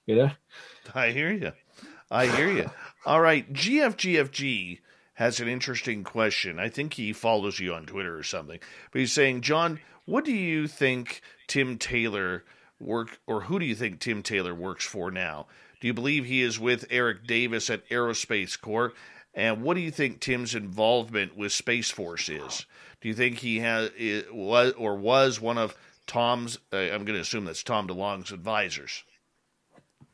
Well, he does work with Aerospace Corp because Hal Puthoff told me he does. Okay, because I asked Hal Puthoff, who does he work for? He works for the NRO, and he works for Aerospace Corp. I don't know whether he's working directly with Eric Davies, but I know he does work there. I've no idea whether he's involved with Space Force. I know that he is an advisor for SpaceX. I don't really know. I mean, which is a bit ironic when you see Elon Musk saying he doesn't know whether or not there's anything out there in the universe, but when he's got Tim Taylor, who's known as the Dragon, is his name, his nickname, and he knows all. I mean, we know he's doing re-engineering work because we've heard all that from the Diana Pasulka side of things with American Cosmic. He was called Tyler in American Cosmic in that book. For anyone who doesn't know who Tim Taylor is. He's a billionaire, or he's a very, very rich man, and maybe hundreds of millions he's worth. And he's made a lot of money from medical products, and apparently he gets his inspiration from downloads. You'll get a download, you'll get an idea in his head, and he'll go and make that product and patent it. He was involved quite a bit with Chris Bledsoe, from what I understand, and apparently he adapted some of the things that Chris said and made products and patented them and made a hell of a lot of money. He's a very, very interesting guy. I mean, I wish somebody could get him to be interviewed, and he would come out of the darkness and speak to us. I mean, thank God we've got Eric Davies, who's willing to drop the odd bomb, and be blunt with us. All right. But I've no idea whether he's one of Tom's advisors. I've never heard that one. That's a new one on me. All right. Couple more questions before I take this over again. Stone Hobbit is asking, John, have you ever recorded any of your verbal while in NT state? What's NT state? Sorry. I'm going to say whether, when you're out of consciousness, kind of like channeling. I don't do channeling. I don't do CE5. I don't do channeling. I just see things. It just happens. So I don't really. It's normal for me. Do you understand what I mean? I mean, I know other people are desperate to see these things, and so they try different things to try and see if they can get experiences as well. And I don't do anything like that. I've never channeled. I quite like the idea of meditating sometime and seeing whether or not I can bilocate, and because I'm getting told about bilocation a lot lately by other abductees that I've spoken to recently, and that interests me. But my mind is so active in this topic, I'm not sure I'm going to be able to meditate. Whether I can quieten myself enough to take a breath and chill out. I'm a bit tired now. Maybe this is the time to do it, Dave. I don't know. My brain's not quite as active, but normally it's 50 million miles an hour and things are popping into my head left, right, and center. And I don't know whether I'll ever be able to do it. It's never happened yet. I've never been to Egypt in my mind and things like this, like other people seem to have done. And I don't get downloads. I don't get messages. That is really frustrating for me. It makes me skeptical of people that say they do. to be honest with you, Dave, because I'm trying to be rational. I'm trying to be plausible, but you've got to be careful the things that you believe, and what you do believe, what you don't believe, and who you chat with. You've got to be so careful in this topic, because there's so many people with egos and reasons for being involved that don't make any sense unless you think, well, they've got ulterior motives. There's something going on here. I'm in this for what the hell's going on with me? What the hell's going on with us? Yes. What does this mean? What does this mean for humanity? These are the sort of things I'm interested in. I'm not interested in making money. I mean, if somebody comes along tomorrow and said, "Yeah, I'll make a movie about your landing experience or something," Dave, I'm going to bite their hand off. Don't get me wrong, but it's not of interest to me. I'm never going to. If somebody asks me a question, I'm going to answer the question, and there's, if I can answer the question, I will. Shar wants to know if you're religious. No, I'm not religious. I consider myself spiritual. And I consider myself. Hopefully, I'm a good person that I help people across the road, and I let people have my seat if there's no seats on the bus. And I'm a good person, and I try and live my life in a good way. But I'm not religious. I've never understood that. To be honest with you, I've never understood why people would need to believe in something that's non-provable, and they've got such faith in it, and I've never understood that. But this topic's a bit like a religion, isn't it? Because there's a cult of religion almost to this topic, that people have faith. Even people that haven't seen UFOs, they're obsessed with finding out information about them. I find that fascinating. Why are they obsessed? I'm obsessed because obviously I've got some sort of interaction going on. That's the reason for my obsession. Fully understand. Fully understand. I'm going to ask one more question here. This is from Gloria. Have you ever been visited by Men in Black or any other government entity? No. I mean, I saw those guys out on the track, and they had black vans, obviously, and I don't know who they were. But no, I mean, I'll be honest, I'd be quite happy if somebody did turn up, and I'd probably lock them in, Dave, and sit them down and force them to stay there for the afternoon with me and tell me everything they know. I'd switch positions with these people just to get some information out of them. And I'd happily, if the government said to me what's going on and tell us what's going on, and for your end, I'd happily help them if I could help them. I don't see any reason to not. I don't know. No, there's been no Men in Black as such turned up and knocked my door. I wish they would. How did you become so connected? I mean, you're an ordinary guy. You're somebody who likes to ask questions, yet you have an innate ability to have people just approach you and talk to you, whether you know them or not. Has this always been a lifelong skill of yours, or did this just pop up within the UFO community? I don't know. I probably am quite good at speaking to people. And I don't have any fear of speaking in public. And I've done a presentation recently to SUFON in Swansea UFO Network, and there was a good crowd, and it doesn't bother me. It really doesn't bother me. I mean, at the end of the day, when you're speaking the truth, it's easy. When you're speaking about things that have actually happened to you, it's simple to speak about them. So there's no fear. There's no. I don't know. I don't know why they speak to me. I can contact anyone. It's the people that don't speak to me I'm suspicious of, to be honest with you now, Dave. Because most people do speak to me, and I don't know whether it's other people are telling them, "Oh, you should speak to John," and that's why they speak to me. I don't know. I've never asked that question of why you're speaking to me, but I'm quite an open person. So, and I'm sincere. Maybe that comes across. I don't know.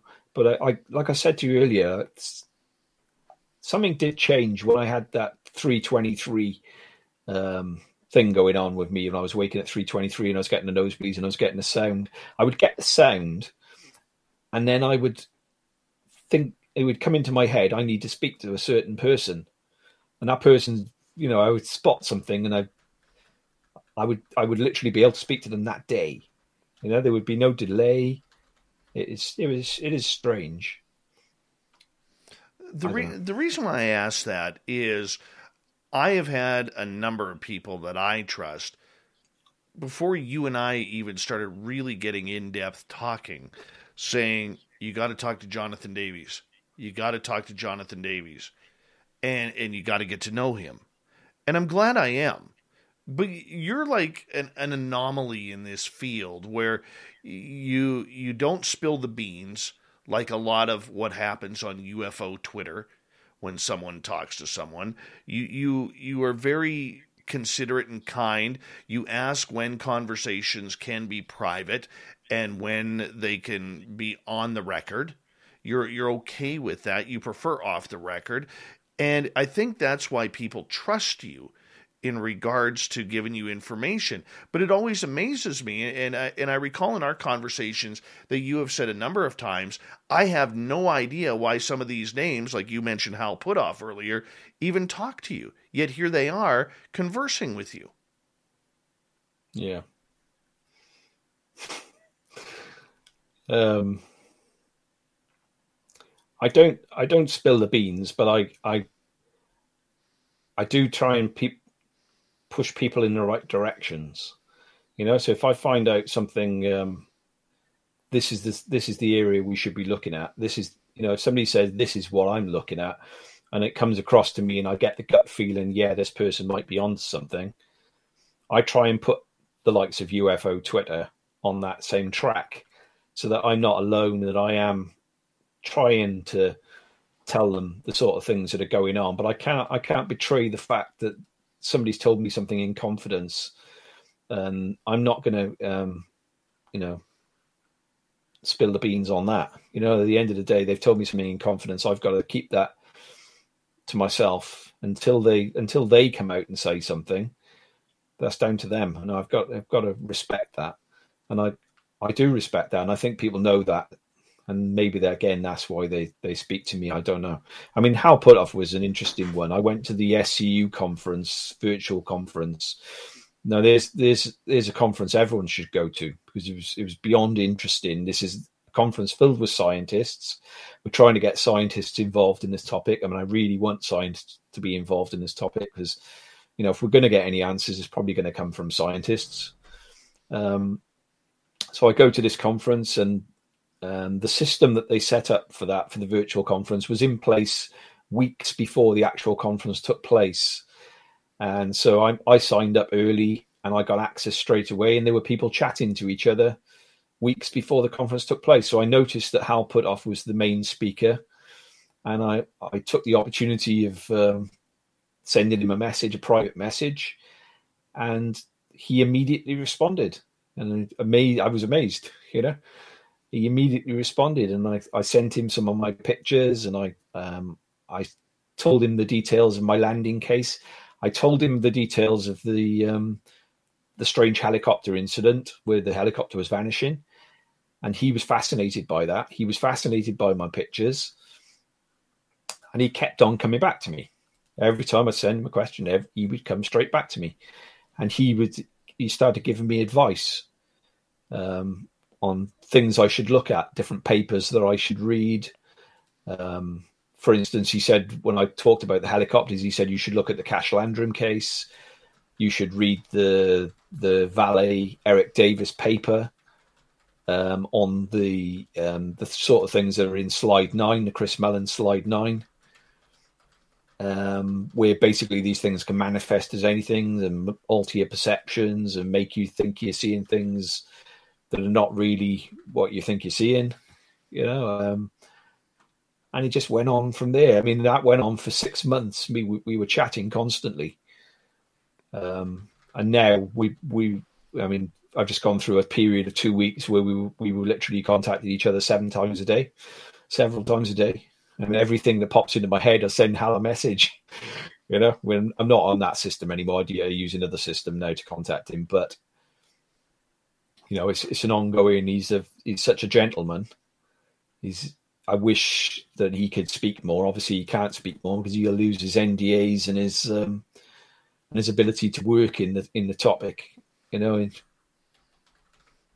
but he is still as open as he can be. You know. Out of all the information that you have learned over the past couple of years, what can you share that has really stuck out to you regarding the phenomena? The fact that they can alter perceptions, the fact that they can manifest as literally anything. I mean, I've had confirmation of that personally. I was thinking to myself, there was a when the debrief came out with Tim McMillan, and they were all everyone in the community, the UFO community, was talking about triangles coming out of the sea, and where are the pictures, and when are we going to get to see the pictures? Okay, when I was 15, I saw a boomerang or a wedge-shaped craft, but I didn't see triangle. Okay, and I'd never seen a triangle, and yet, Dave, I've seen every shape under the sun. People talk about the Tic Tacs. I've seen Tic Tacs. I've seen Tic Tacs quite regular. Okay, but they used to be cigar-shaped, long cylinder type shapes. Now there seem to be smaller ones, which is what got reported by Commander Fravor and everyone else. But I've lost my train of thought. See, it's funny you say that you've never seen a black triangle.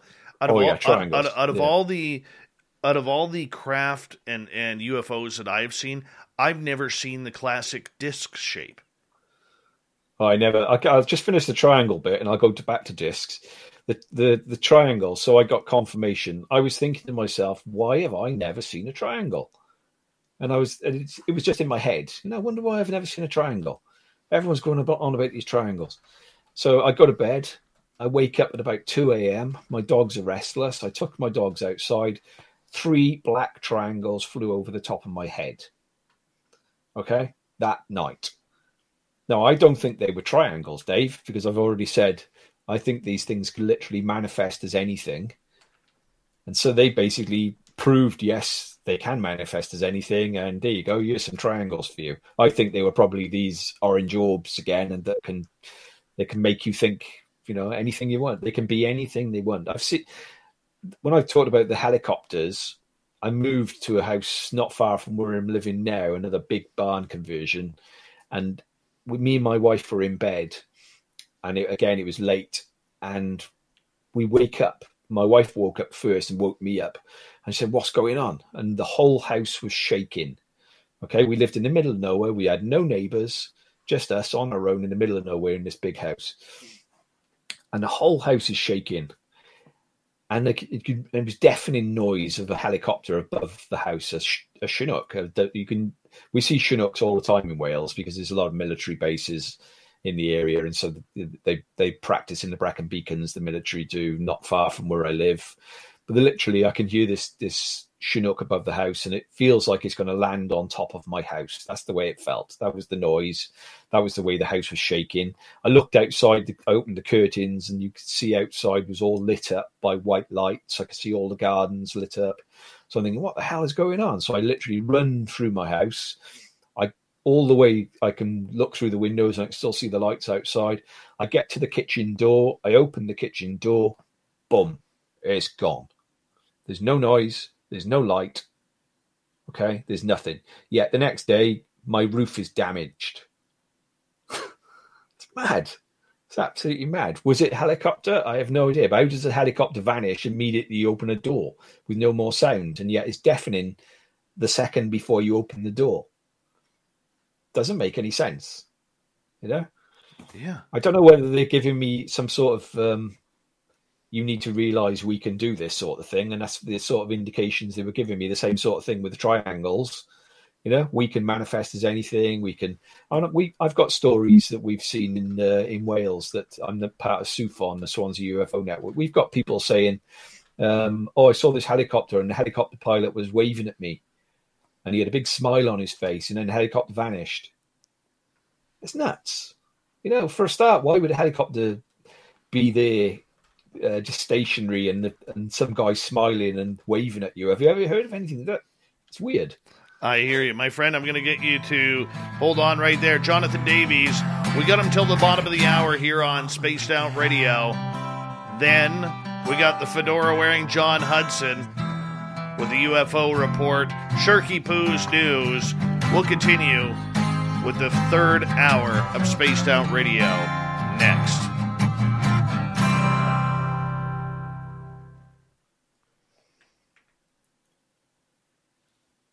It's a good interview tonight, John. Thanks, mate. Good interview. Thank you. Oh, man. Very, very happy with this one. Very happy. There's some wild things. I mean, I haven't told you. I mean, I still haven't finished the disc. I'll tell you the disc thing when we come back. Well, that was again all related to the landing experience. I'd never seen a disc, and then a few days later, there's a. Do you want me to wait until we come back and I'll tell you that one? Yeah, you can tell it now. We got like 5 minutes.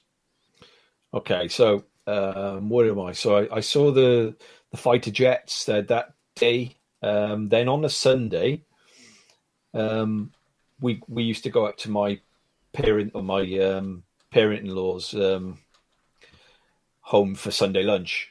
Yeah, so we travelled up to Newport, which is like 50 miles from where we lived, and every Sunday we'd do this. So we get to this place called Cwmbran, where they lived, a little town called Cwmbran near Newport. And we get to a set of traffic lights, and I'm at the front of the set of traffic lights, driving my car. My wife and the daughter are in the car with me, and it's a red light, and I'm stopped, and there's people crossing the road, lots of people. It's a busy place, and it's a beautiful, clear blue sky. And because all this has been happening for the last couple of days with the landing, and then I'm on the floor with the green object, yeah, I look to my right, and as I look up, there's a disc. Never seen a disc before. Okay. It was nuts. Absolutely nuts. Like a grey metallic disc, quite low in the sky. You would not have missed it. Yet not one of these people who are crossing the road is seeing anything. My wife is to my left, so she's got the roof of the car, so she can't see it because it's to my right, because we drive on the right in the UK. The right-hand steering wheel's on the right. And I'm going nuts. I'm going, oh my God, here we go again. And nuts. Like I said, my wife isn't interested. So all she's caring about is the fact that I've been agitated again, and I'm going, oh my God, they're back. And my daughter's getting agitated in the back of the car and starts crying. She's in the baby seat, and my wife is getting annoyed with me, and then the lights change. Nobody has looked though, Dave. There must be, 10 people on that side of the road, 10 people on that side of the road. Clear blue sky, disc. Nobody saw it. I'm looking at them thinking, what's the matter with them? Why can't they see it? Clear as day. So I drive. It's about another mile to my parent-in-law's house. And I get out of the car, I park the car, and I'm just stood there, and it's still there in exactly the same spot. Hasn't moved. And I watched it for a few more minutes, and I'm going, look, to my wife, and my wife's not interested. She goes, it's straight in, annoyed with me that I just caused all this again in the car. And I got bored, and there was no. I didn't have a camera on my phone or anything in those days. This is 2010. I probably did, but I didn't. I don't bother taking pictures anymore. I took those pictures in 2010, and I took a load of abuse, like I said, about on ATS and things. And I tried telling people about what they were, and I thought, well, I'm not bothering with pictures anymore. They don't tell you anything anyway, Dave. You could have the best picture in the world, and everyone will just say, something is suspicious about that picture. There's something wrong with that. And so what's the point? It's the same with the videos. I mean, if I could get a chance of doing a video, I got last Christmas, my wife got me a Scion X Color Night Vision camera. Because I thought Chris Bledsoe got one, and he was telling me all about it. He said you should get one, so I got my wife to get me one for Christmas. It was weeks of rain. Wales is like tropical rainforest, apart from we don't get the heat. We get the cold and we get the wet and the cloud. Okay, yeah. So it was weeks after Christmas until I got the opportunity to go outside when it was a starry night. So I go out and I'm like, all right, turn it on, boom, boom, to video mode. And I put it up to my eye and there's an orb. The very first thing I see, like 1-2 seconds, and I got an orb. I pull my thinking, oh, there's nothing there. You know, you could not see. So these things are in the sky and you can't see them unless you've got certain equipment. That's something I've discovered. Okay. So I've got a video of that. I'll send it to you. Sounds good. But it's literally just an orb. It's not moving that fast, but it's got an intermittent flash. I checked. There was nothing on the flight radar, because I obviously look at all these things. There nothing on the flight radar. There was nothing on satellite trackers. Yeah. And you couldn't see it with the naked eye. There was no sound. Yeah, so it makes you, if people have got the budget, it's only a few £100 to buy one of these Cyanx cameras. They should grab one. Because you'd be shocked, because it literally does turn night into day in the full colour. Wow. Yeah. Wow. We've got just under a minute here before we gotta come back here. And I got a bunch more questions for you here. I'll tell you something else I filmed in a minute with that camera when we come back, because it's something that infuriates me about this topic. Sounds good. You having fun? Yeah. Good. All right, 27 seconds. Want to say a big thank you to Dirt Road, Spooky, GFG, Greg ×2, Chris, Laura, and Smithy ×2 for the amazing super chats. It's a great way to support what we do nightly here on Spaced Out Radio. Thank you to all the veterans who are tuning in. Don't forget, you can grab your SOR swag on our website, spacedoutradio.com/shop. Here we go.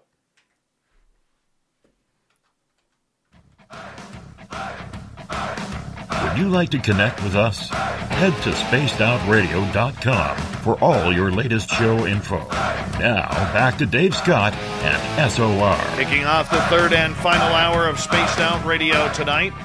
My name is Dave Scott. Thank you so much for taking the time to join us. We really do appreciate earning your listening ears. Hi to everyone listening in on our terrestrial affiliates around North America and digitally on TalkStream Live, Revolution Radio, and KPNL. All of our archives are free. Go to youtube.com/Spaced Out Radio. Just do me the favor and hit that subscribe button. The Desert Clam has set the password for tonight in the SOR Space Travelers Club. Weird Ward. Weird Ward is your password. Use it wisely, space travelers, as the Clam sets the password each and every night right here on Spaced Out Radio. Our website is spacedoutradio.com. We have a plethora of features for you, including rocking out to Bumblefoot and reading up on Captain Shirk's SOR Newswire. Follow us on Twitter at Spaced Out Radio and on Instagram, Spaced Out Radio Show. For the final time tonight, we bring in UK experiencer Jonathan Davies. He's from Wales, has an incredible amount of experiences, has an incredible amount of contacts that he has worked to learn some of the stranger parts of this entire phenomena. John, welcome back. Nice, man. Now, you have seen a UFO landing. What was that like? I mean, that was a major experience. You know, I hadn't seen one land before. I don't know.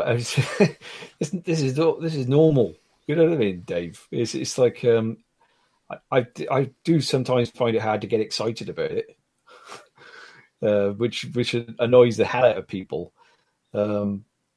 And I don't tend to take pictures. I'll tell you, something else we were talking about when we were in the breakdown. We were talking about Cyanx color night vision cameras.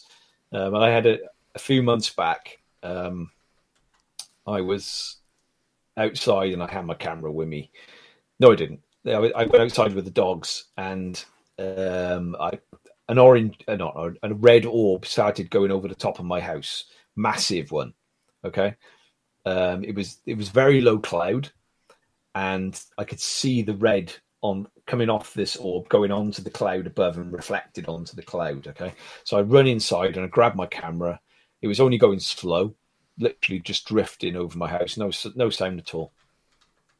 So I start filming this, and I'm thinking, right, this is going to be as good as the landing, okay, because it was that good. It was a really good orb, and it's letting me film everything. The cows, I'm on a farm, and the cows in the field right next to my house are all going nuts and all running around. It's still dark, okay, and they're all going nuts and mooing, and I started filming all them because you can see all them on the camera, on the night vision camera.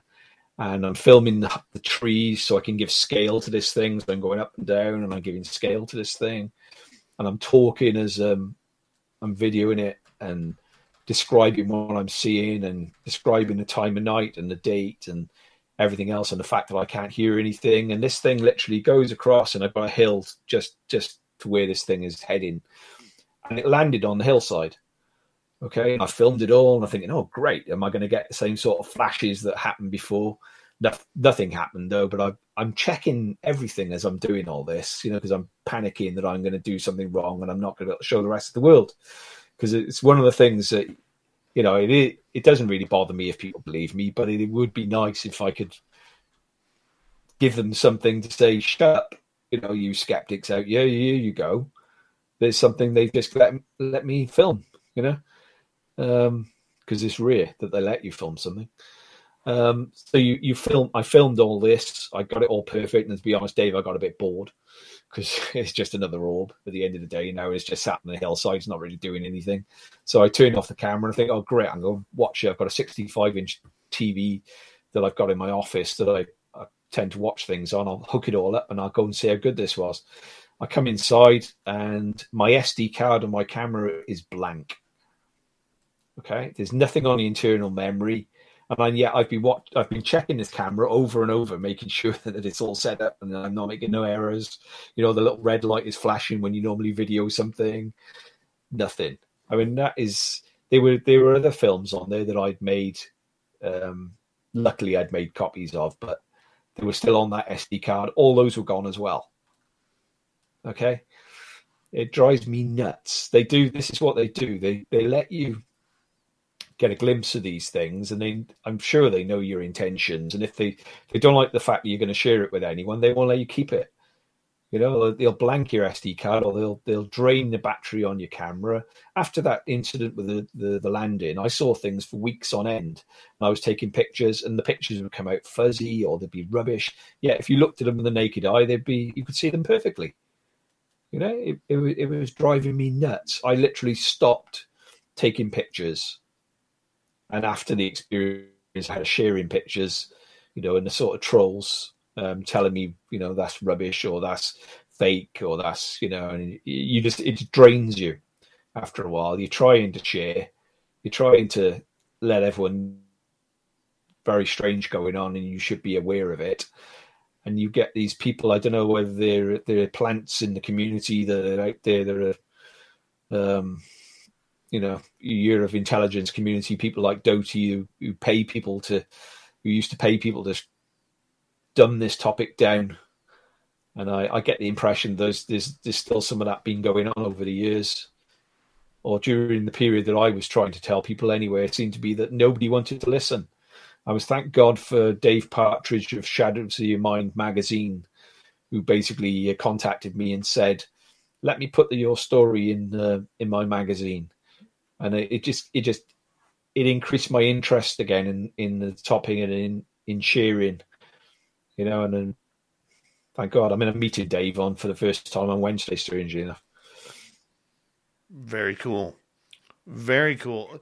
For you, as you kind of go on with learning about this subject, and like I said right before the break, you're someone who a lot of people are talking to. What do you think, and what's your opinion of both UFO Twitter and the media narrative on this subject right now? Opinion on UFO Twitter? Oh dear.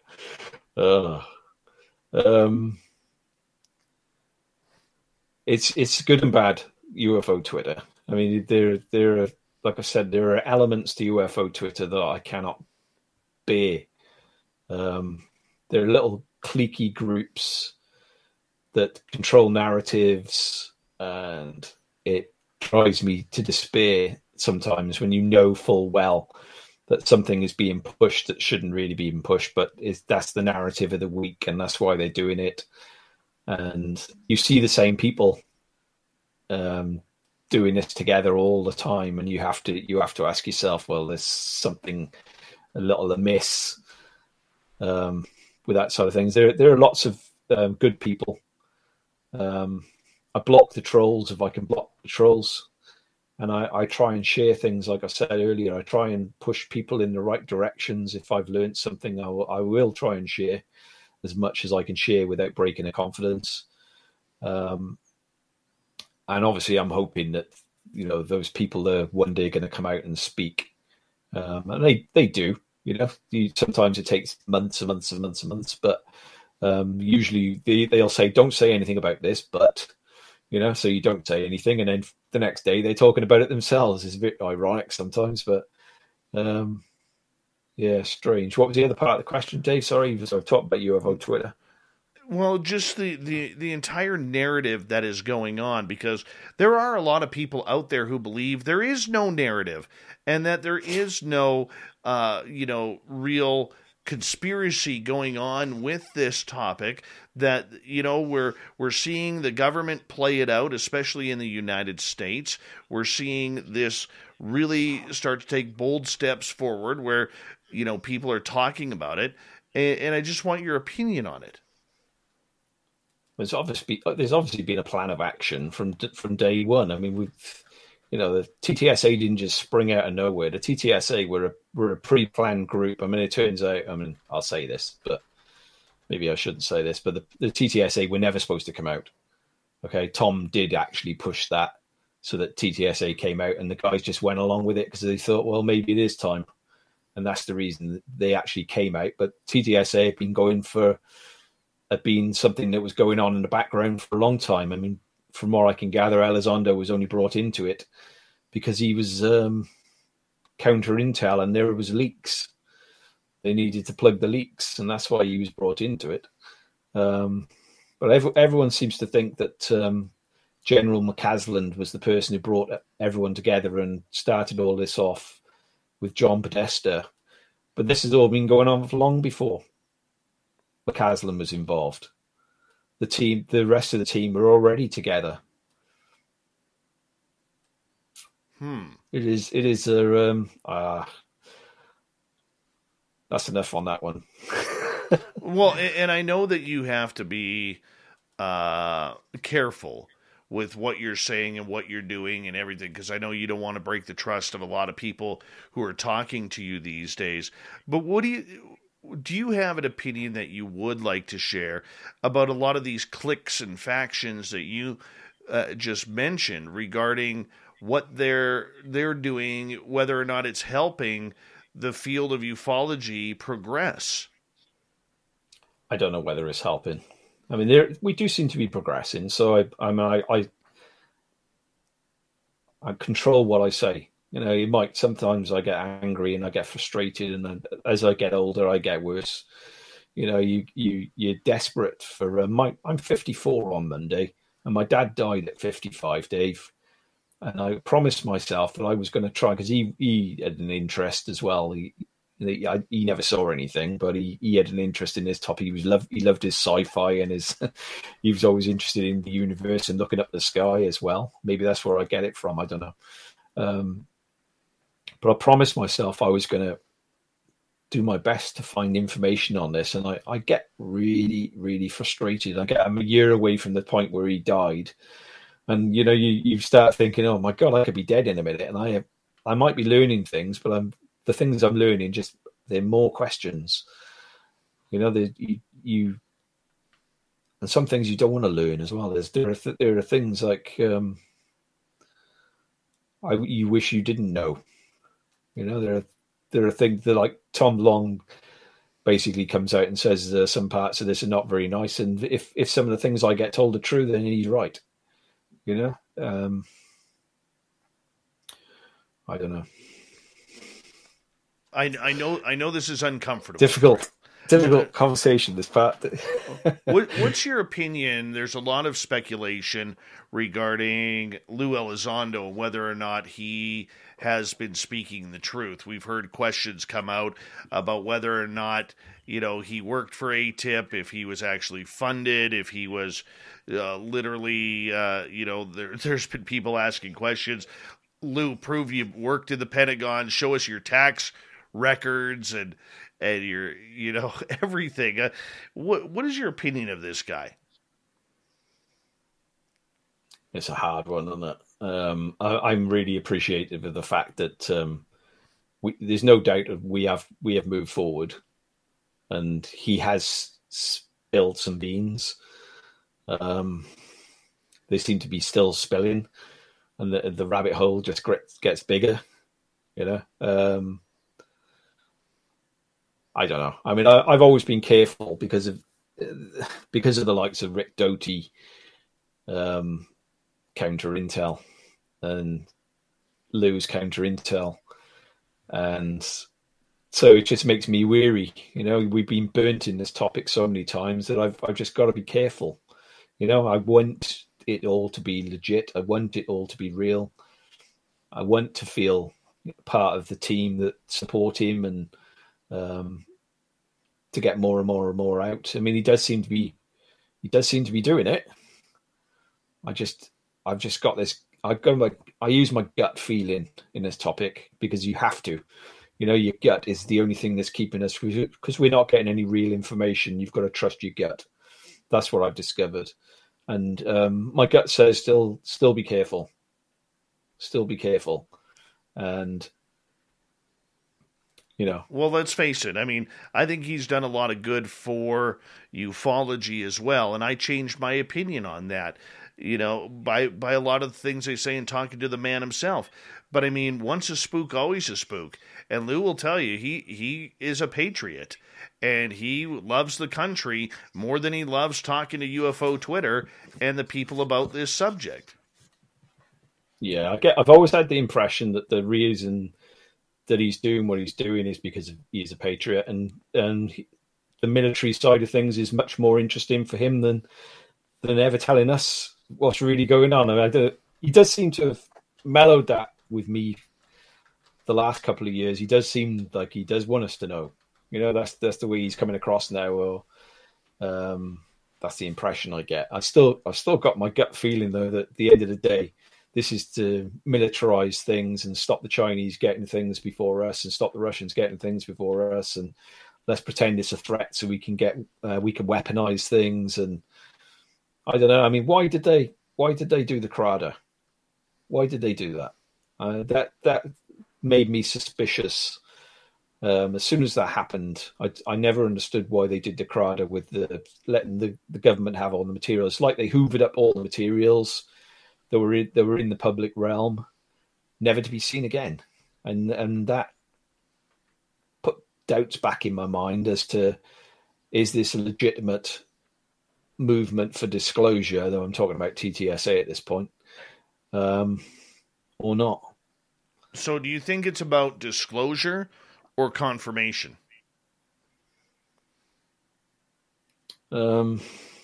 Depends what you mean by both, doesn't it? At the end of the day, I've never needed disclosure because I've always known that this is going on. So for me, it's not disclosure. It's and I'm not really interested in the tech.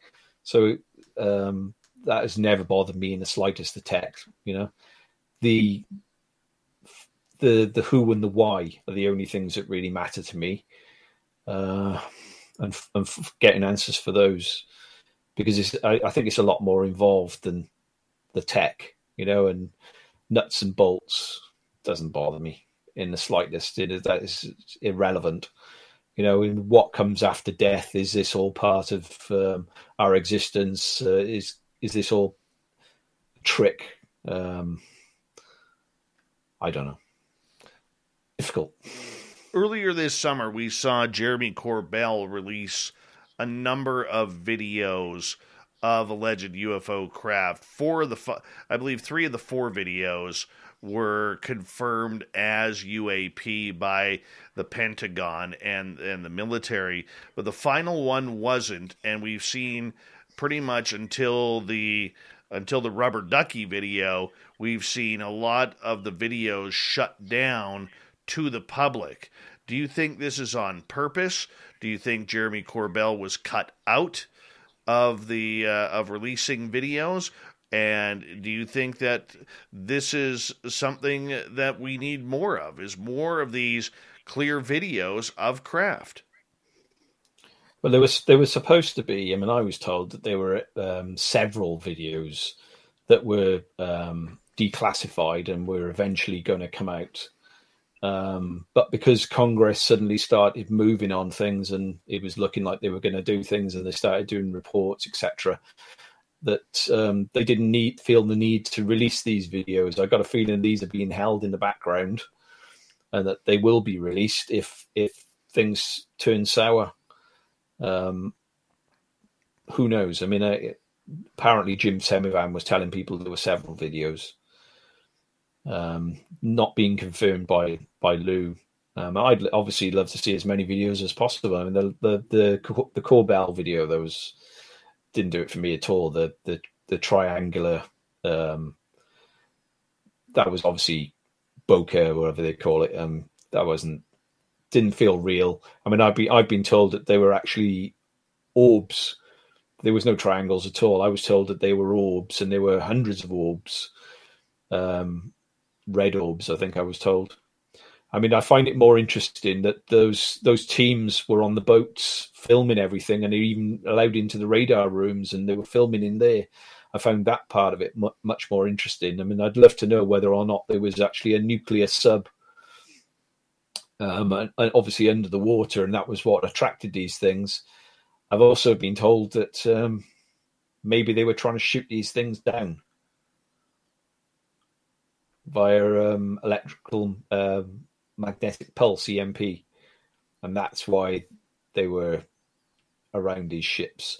I mean, they never tell us whether or not these orbs go inside the ships or go inside the subs. I'd love to know about that as well, Dave. Have you ever heard anyone talk about that? No, nothing about that. And yet we hear that from Ross Coulthard that an orange orb was at Pine Gap in Australia at the base, this top secret military base in Australia, and the guards were chasing it through the base. We know that they entered the base at Bentwaters in the UK. Orbs entered the base and were scanning the nuclear missiles. Okay, but we don't. So, and we also know that Bob Bigelow released a video from Bigelow Aerospace showing a security camera of an orb in a room, floating around the room, and everyone basically said that was a dust particle. You know, all the trolls out there who think they know what they're talking about said that was a dust particle. I mean, I don't know about that. It did seem a bit different to the types of orbs that I've seen, but I was told that room held low-grade nuclear material, where that orb was, and that people were shocked. I know scientists were shocked that video was ever released.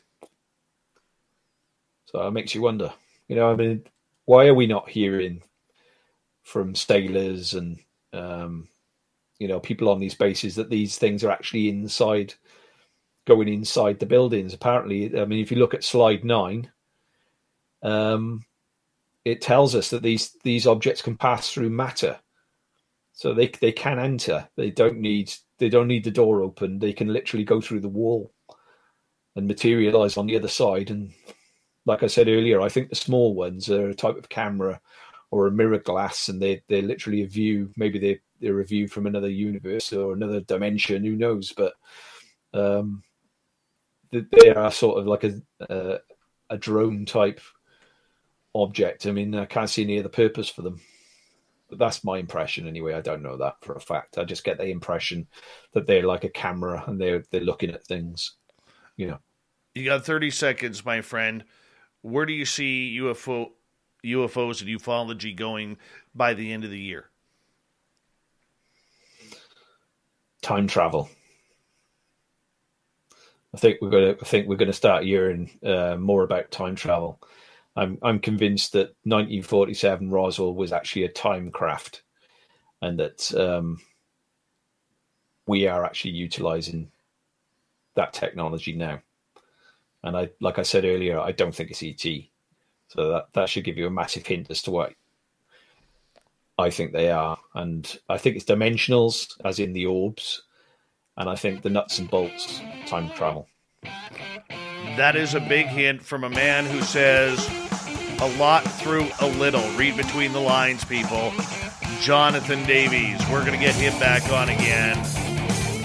Up next, Fedora John joins us with the unbiased UFO report. We'll be back on Spaced Out Radio right after this.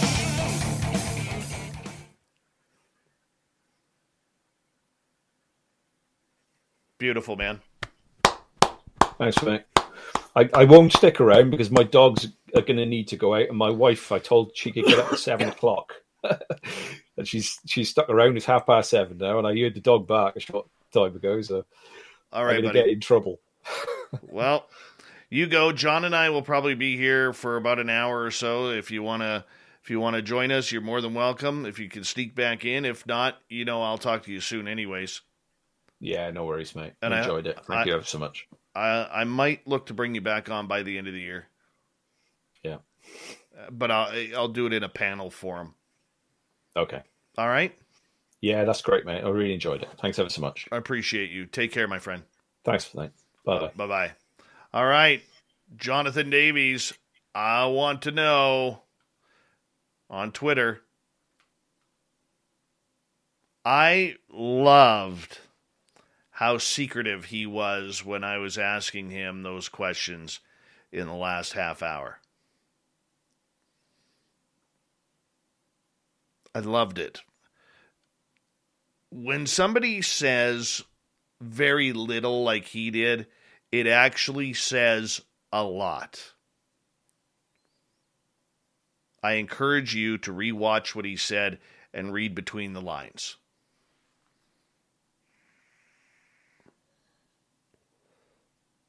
I am feeling a little bit better. Haven't been coughing much today.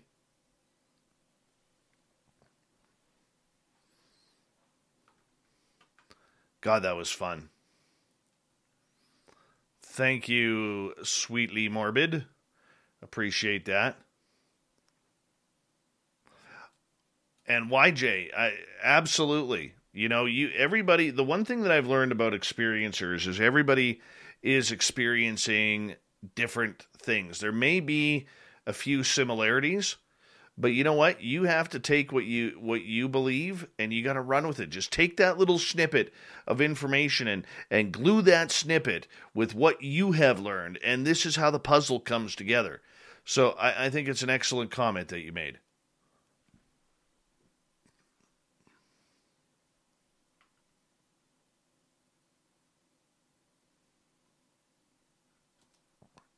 Thank you, Spooky. Appreciate that.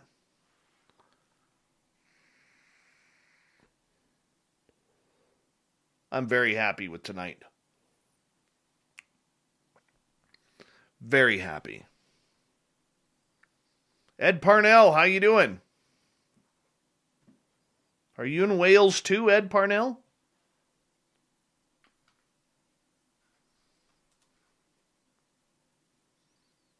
Yeah, that was some good woo tonight. But if you listen early on in the show, John stated that he really believes that the experiencer is going to come out on top after all of this. That's something interesting. And I can tell you that behind the scenes, many people whom I have talked to are very, very much in the understanding that the experiencers need to or will be the future of ufology. It has to be. Has to be. Right? I just hope too many hopes don't get built up. I don't think they will. Experiencers are used to getting shit on, so. Hey, skip to my loo. What is happening? Yes, Kira. Damn it. I forgot his website. He does have a podcast, too.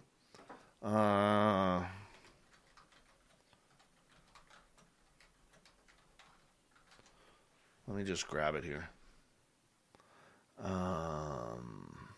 It's a good podcast, too. Yeah. How did I forget that? I was just so excited about talking to him that I absolutely forgot.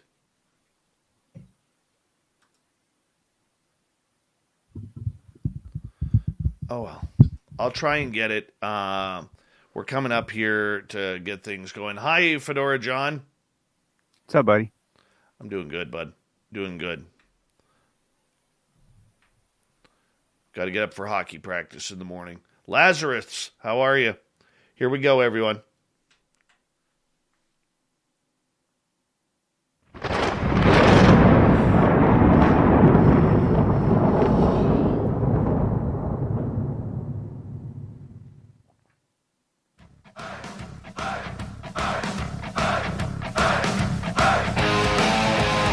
Rounded third, we're heading for home tonight on Spaced Out Radio. My name is Dave Scott. Thank you so much for joining us. Want to remind you that if you missed most of this show or others, check out our free archives by going to youtube.com/Spaced Out Radio. Do me the favor, hit that subscribe button. Our website, spacedoutradio.com. We have a plethora of features for you, including rocking out to Bumblefoot and reading up on Captain Shirk's SOR Newswire. Follow us on Twitter at Spaced Out Radio and on Instagram, Spaced Out Radio Show. Time once again for the fedora-wearing John Hudson in the Unbiased UFO Report.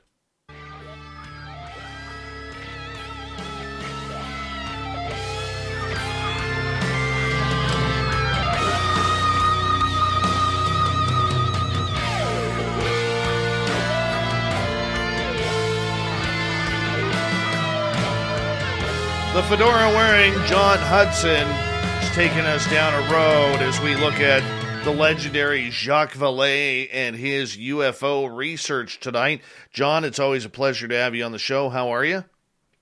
Doing well. Thank you. Glad to be here. Thanks, everyone, for sticking around. Dave, how's your voice feeling, buddy? It's feeling better. It's feeling better. Good, you sound better. Yeah, I still think, I'm not 100%, but I think I'm about 85%. 80 to 85%. I think that's a fair assessment.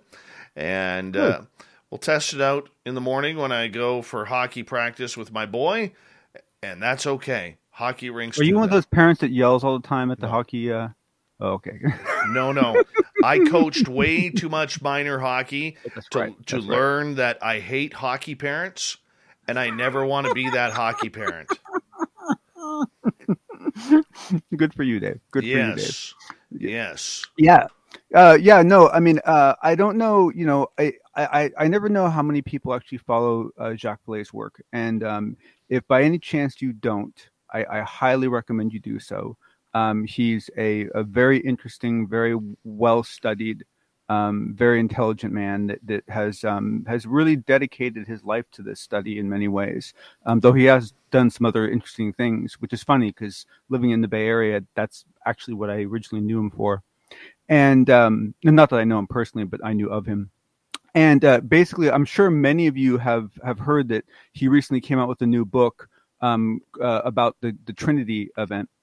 And I myself haven't had a chance to read it yet, but as he's been doing the tour around different interview stations and so forth, we started to get some of the real juicy parts out of the books and out of what he's working on right now. And I was really kind of blown away of what was being covered. So let me just hit a couple of the high ones, and I think even you might be impressed, Dave. Sure. So the first one is at this Trinity crash, which, by the way, was in August of 1945. So So this is 2 years before Roswell. This UFO went down on this 80,000 acre farm, and the military were not the first responders. 2 kids were the first responders. And they saw things like they actually went into the craft because from their point of view, it was a downed aircraft that had pilots that needed help. So that was their motivation for actually entering the craft originally. Needless to say, when they found no humans and they found some other things, they panicked a bit. As you expect. Yeah, as you'd expect. Now, this is a great story. I highly recommend people get into it because it's got some really funny parts to it, like the fact that the Army said they needed permission to enter his property because there was a downed weather balloon, and he turned around and came back with a handful of weather balloons and said, "I've been collecting them. Here you are," because he's got an 80,000 acre plot and he was getting weather balloons all the time. And they're like, "No, actually, it's a fairly specific weather balloon we're after that needs an 18-wheeled truck to get off the property." And but the cool thing is that basically the last day, I believe it was about a 2-week operation, the last day when the vehicle was actually on the truck getting ready to go out, the Army personnel kept taking breaks. They'd go to lunch, they'd go to dinner, they'd go home at night, right? So one of the boys snuck back into the craft and actually broke a piece off the craft. Oh, wow. And took it as a souvenir and kept it, and he's given it to Jacques Vallée. So this is not a piece of slag that fell off the ship. This is an actual interior part to the ship. Now, I will caveat that with there is debate going on between Jacques Vallée and his counterparts in that he is now of the belief that the part that the kid recovered might not have been part of the original ship. It might have been something that the Army mounted in the ship to hold up electrical cables and lighting. However, there's other people on this team that counter, no, this is not something that the Army would have used because of the nature of the metal that's used on it. So this is the debate going on. But either way, it's proof that the Army was there inside a craft, using electricity to analyze stuff, or it's an actual piece off a craft. One or the other, either way, a whole part, right? Super cool news. One of the boys is still alive. He's in his 80s. Jacques Vallée was able to interview him. And it's turning out to be a fantastic story. And I had you ever heard that a whole part had been captured, Dave? No, I'll be honest with you, John. Up until I heard about this book coming out, I was very, very naive to this story and ignorant to this story. I didn't know much about it at all. I'd heard people talking about it as they do it, like whether it's Pascagoula or Travis Walton or whatever it may be, but I was very unfamiliar with this. So do me a favor, take a minute, 90 seconds to explain the Trinity event. Sure. But let me just say real quick, don't feel bad. They kept it secret on purpose. Jacques and Paula Harris. Paula Harris. They tried to keep the lid on it because they wanted to finish their research before everyone, bared down on them. But basically what it came down to is a ship came out of the sky and essentially crashed onto this farmer's land who had 80,000 acres right near White Sands. Took out a communication tower as it came in, landed intact with occupants, was not that badly damaged. The 2 boys did go into it. Things that they noted was that it had a flat floor, which Jacques Vallée then determined based on the measurements that he got of the ship, that there was about 2.5 feet of depth beneath the floor of the ship that might have housed its propulsion systems, but there was no sign of any propulsion systems whatsoever. They have no idea what happened to the occupants. It was not only this part that they also got several other parts, and the father was recovering parts from that site for a long time. Many of the parts ended up getting used in the farm. They actually used the parts to do things like repair windmills and so forth. What's interesting is that it took 2 weeks to remove it. They brought in an 18-wheeled truck to remove it. There was significant equipment needed to remove it, so this was not a light object, nor was it a small object. And but the Army was very open with him. They asked for permission to enter the land. They were very friendly with the family. It wasn't like this big cloak and dagger thing, because it's in 45. No one's got experience with this, right? And the ship was gone in 2 weeks. The occupants disappeared in one day. They don't know what happened to them. And essentially life went on. And these two brothers kept this story. One of them passed away. One of them still alive. And she found them. And this is just a beautiful diamond in the rough story 2 years before Roswell. Wow. That is amazing. It is.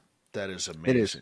How come this story hasn't really, up until now, taken off like Roswell did or other stories have? What's your opinion on that? Well, essentially, because until the book came out, which was honestly only about 4 months ago, there was an active suppression going on of the story. And essentially, she's the one that brought Valet into it. Valet found out about it from Paula. So I mean, she kept it. She got this story. I don't know exactly how she got her hands on it, but she sunk her teeth into it, and it became her pet project. And essentially, it was intentionally kept out. Now, the book came out 4 months ago. It's now been translated into several languages. They believe that there might be a connection to Roswell, and that some of the material recovered is very similar to the material that was rumored to be recovered at Roswell. And so it's possible that it was a similar vessel. But essentially, it comes down to the fact that they kept a lid on it until the book came out. And now finally, and my understanding is that, like, when the book first came out, some of the early reviews I read of the book didn't give me a reason. I didn't feel compelled to read it. I kind of put it on it's on my list, but I hadn't read it yet. It wasn't like I want to read it. And it's only because Jacques Vallée's been doing all these interviews that I've suddenly been like, whoa, like there's a bunch of stuff going on that I wasn't aware of. Because the other thing he talks about is that there's a professor at Stanford, a Dr. Gary Nolan? Dr. Peter. This is Dr. Peter Surrock. And Dr. Surrock is an interesting individual because he's a professor emeritus, which basically means that he's been there a long time and they can't touch him.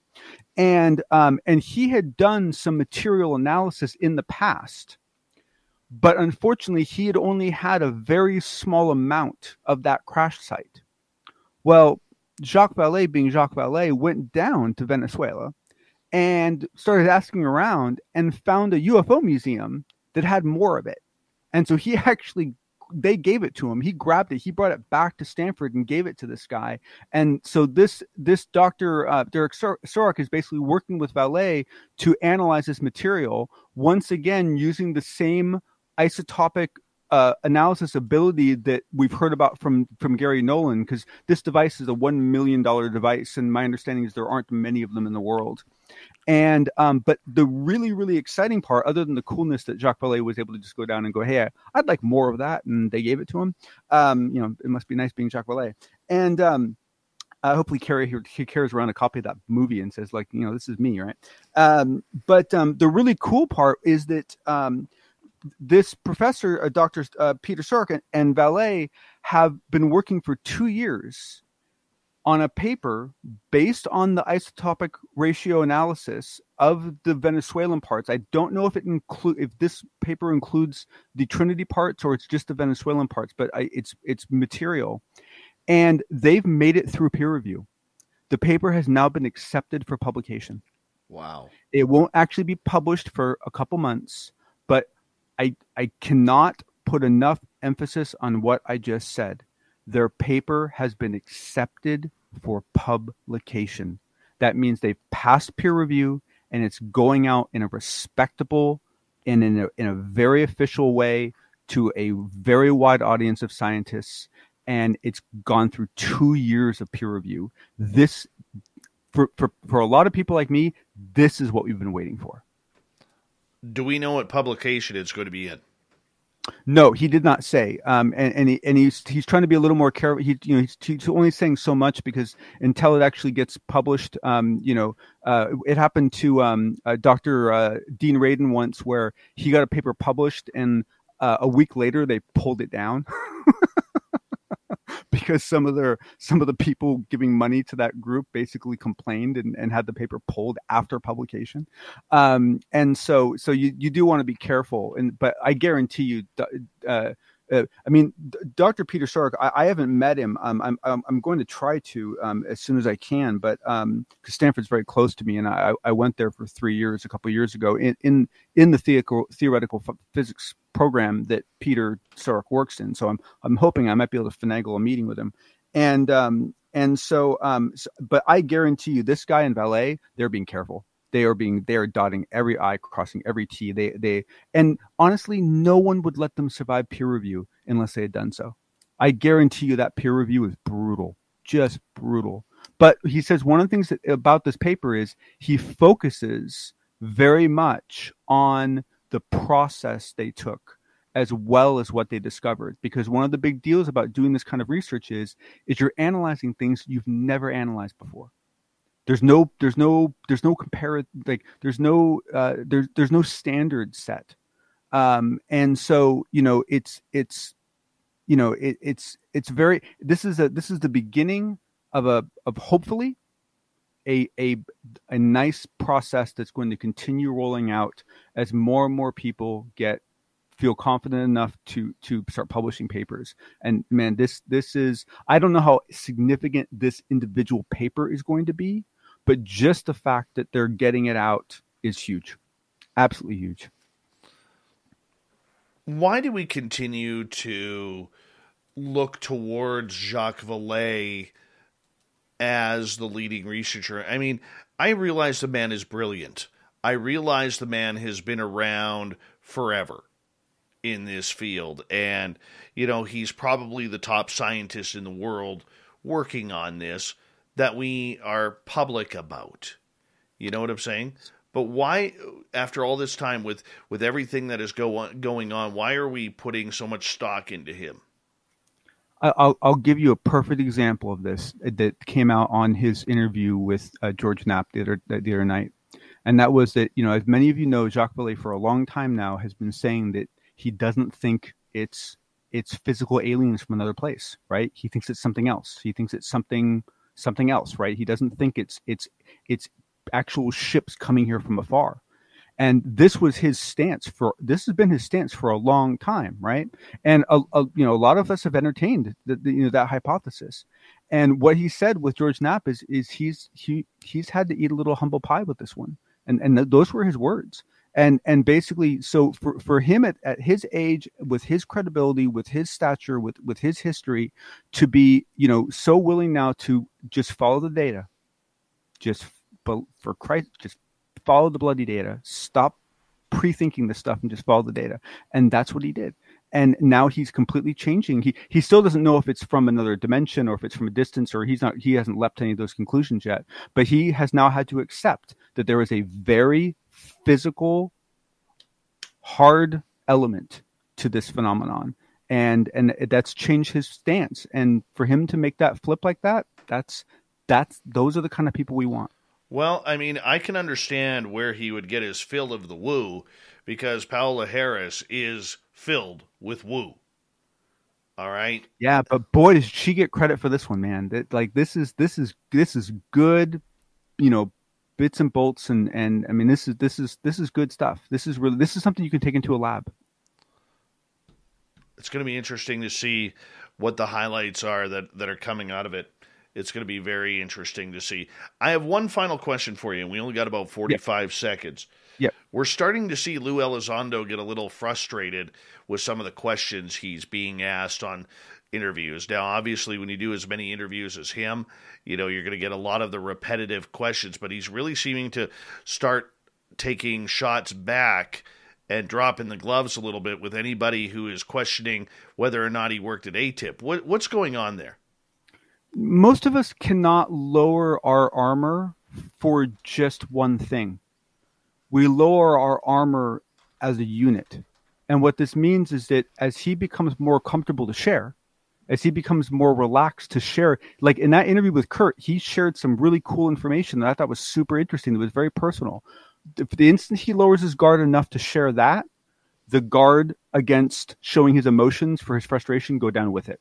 And so it's just part of being human. It's interesting to watch him change. It is. It's fun. It's actually really fun. I'm really enjoying it. Not as robotic anymore. John, we'll see you for the after show. And here we go with Shirky Poo's news.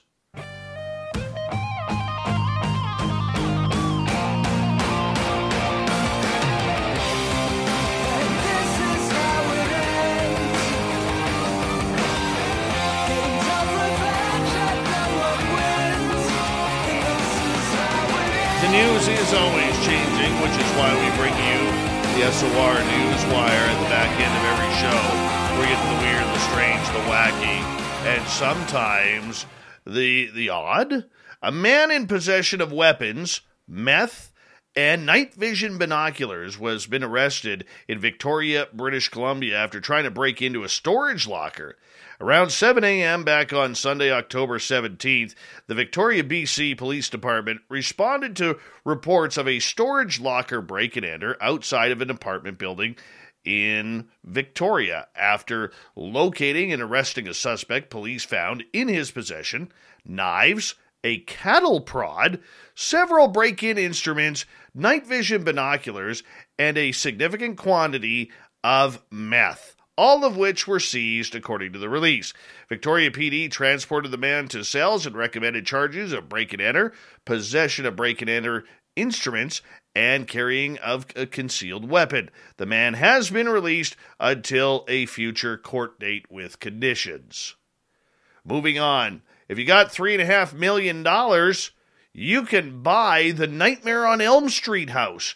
Yes, this Los Angeles home from the 1984 horror flick has been listed for sale in the time of Halloween. Of course, the price again, $3.5 million. The 3-bedroom Spalding Square house, listed by realty agency Douglas Elliman, was purchased previously for $2.1 million in 2013 by Hustlers director Lorene Scafaria. The 2-story house served as protagonist Nancy Thompson's home in Wes Craven's classic slasher film and was the location of the character's final showdown with the iconic killer Freddy Krueger.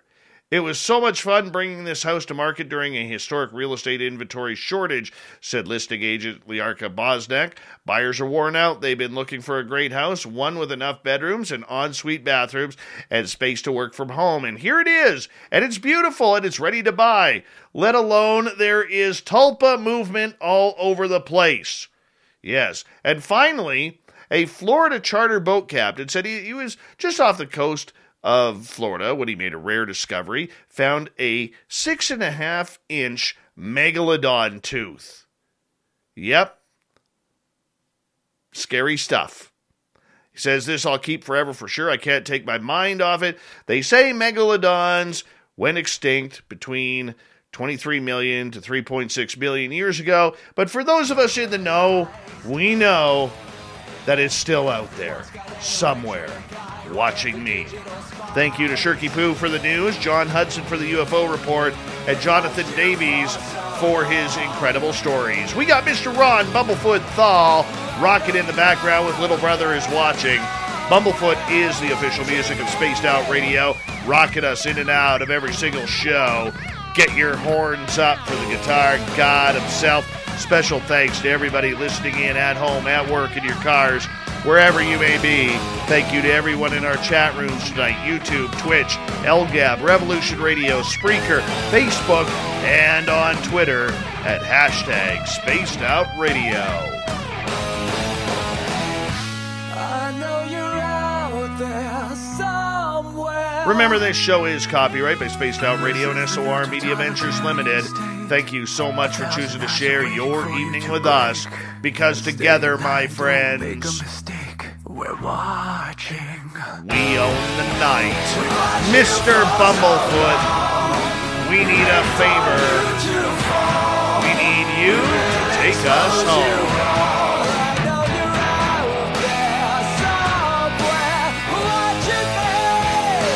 Yes, the Woo train has docked for the night, but soon, my friends, we shall ride again. Your seats are always available. Your tickets never expire. And if you want to bring a friend, we've got room for them too. Good night.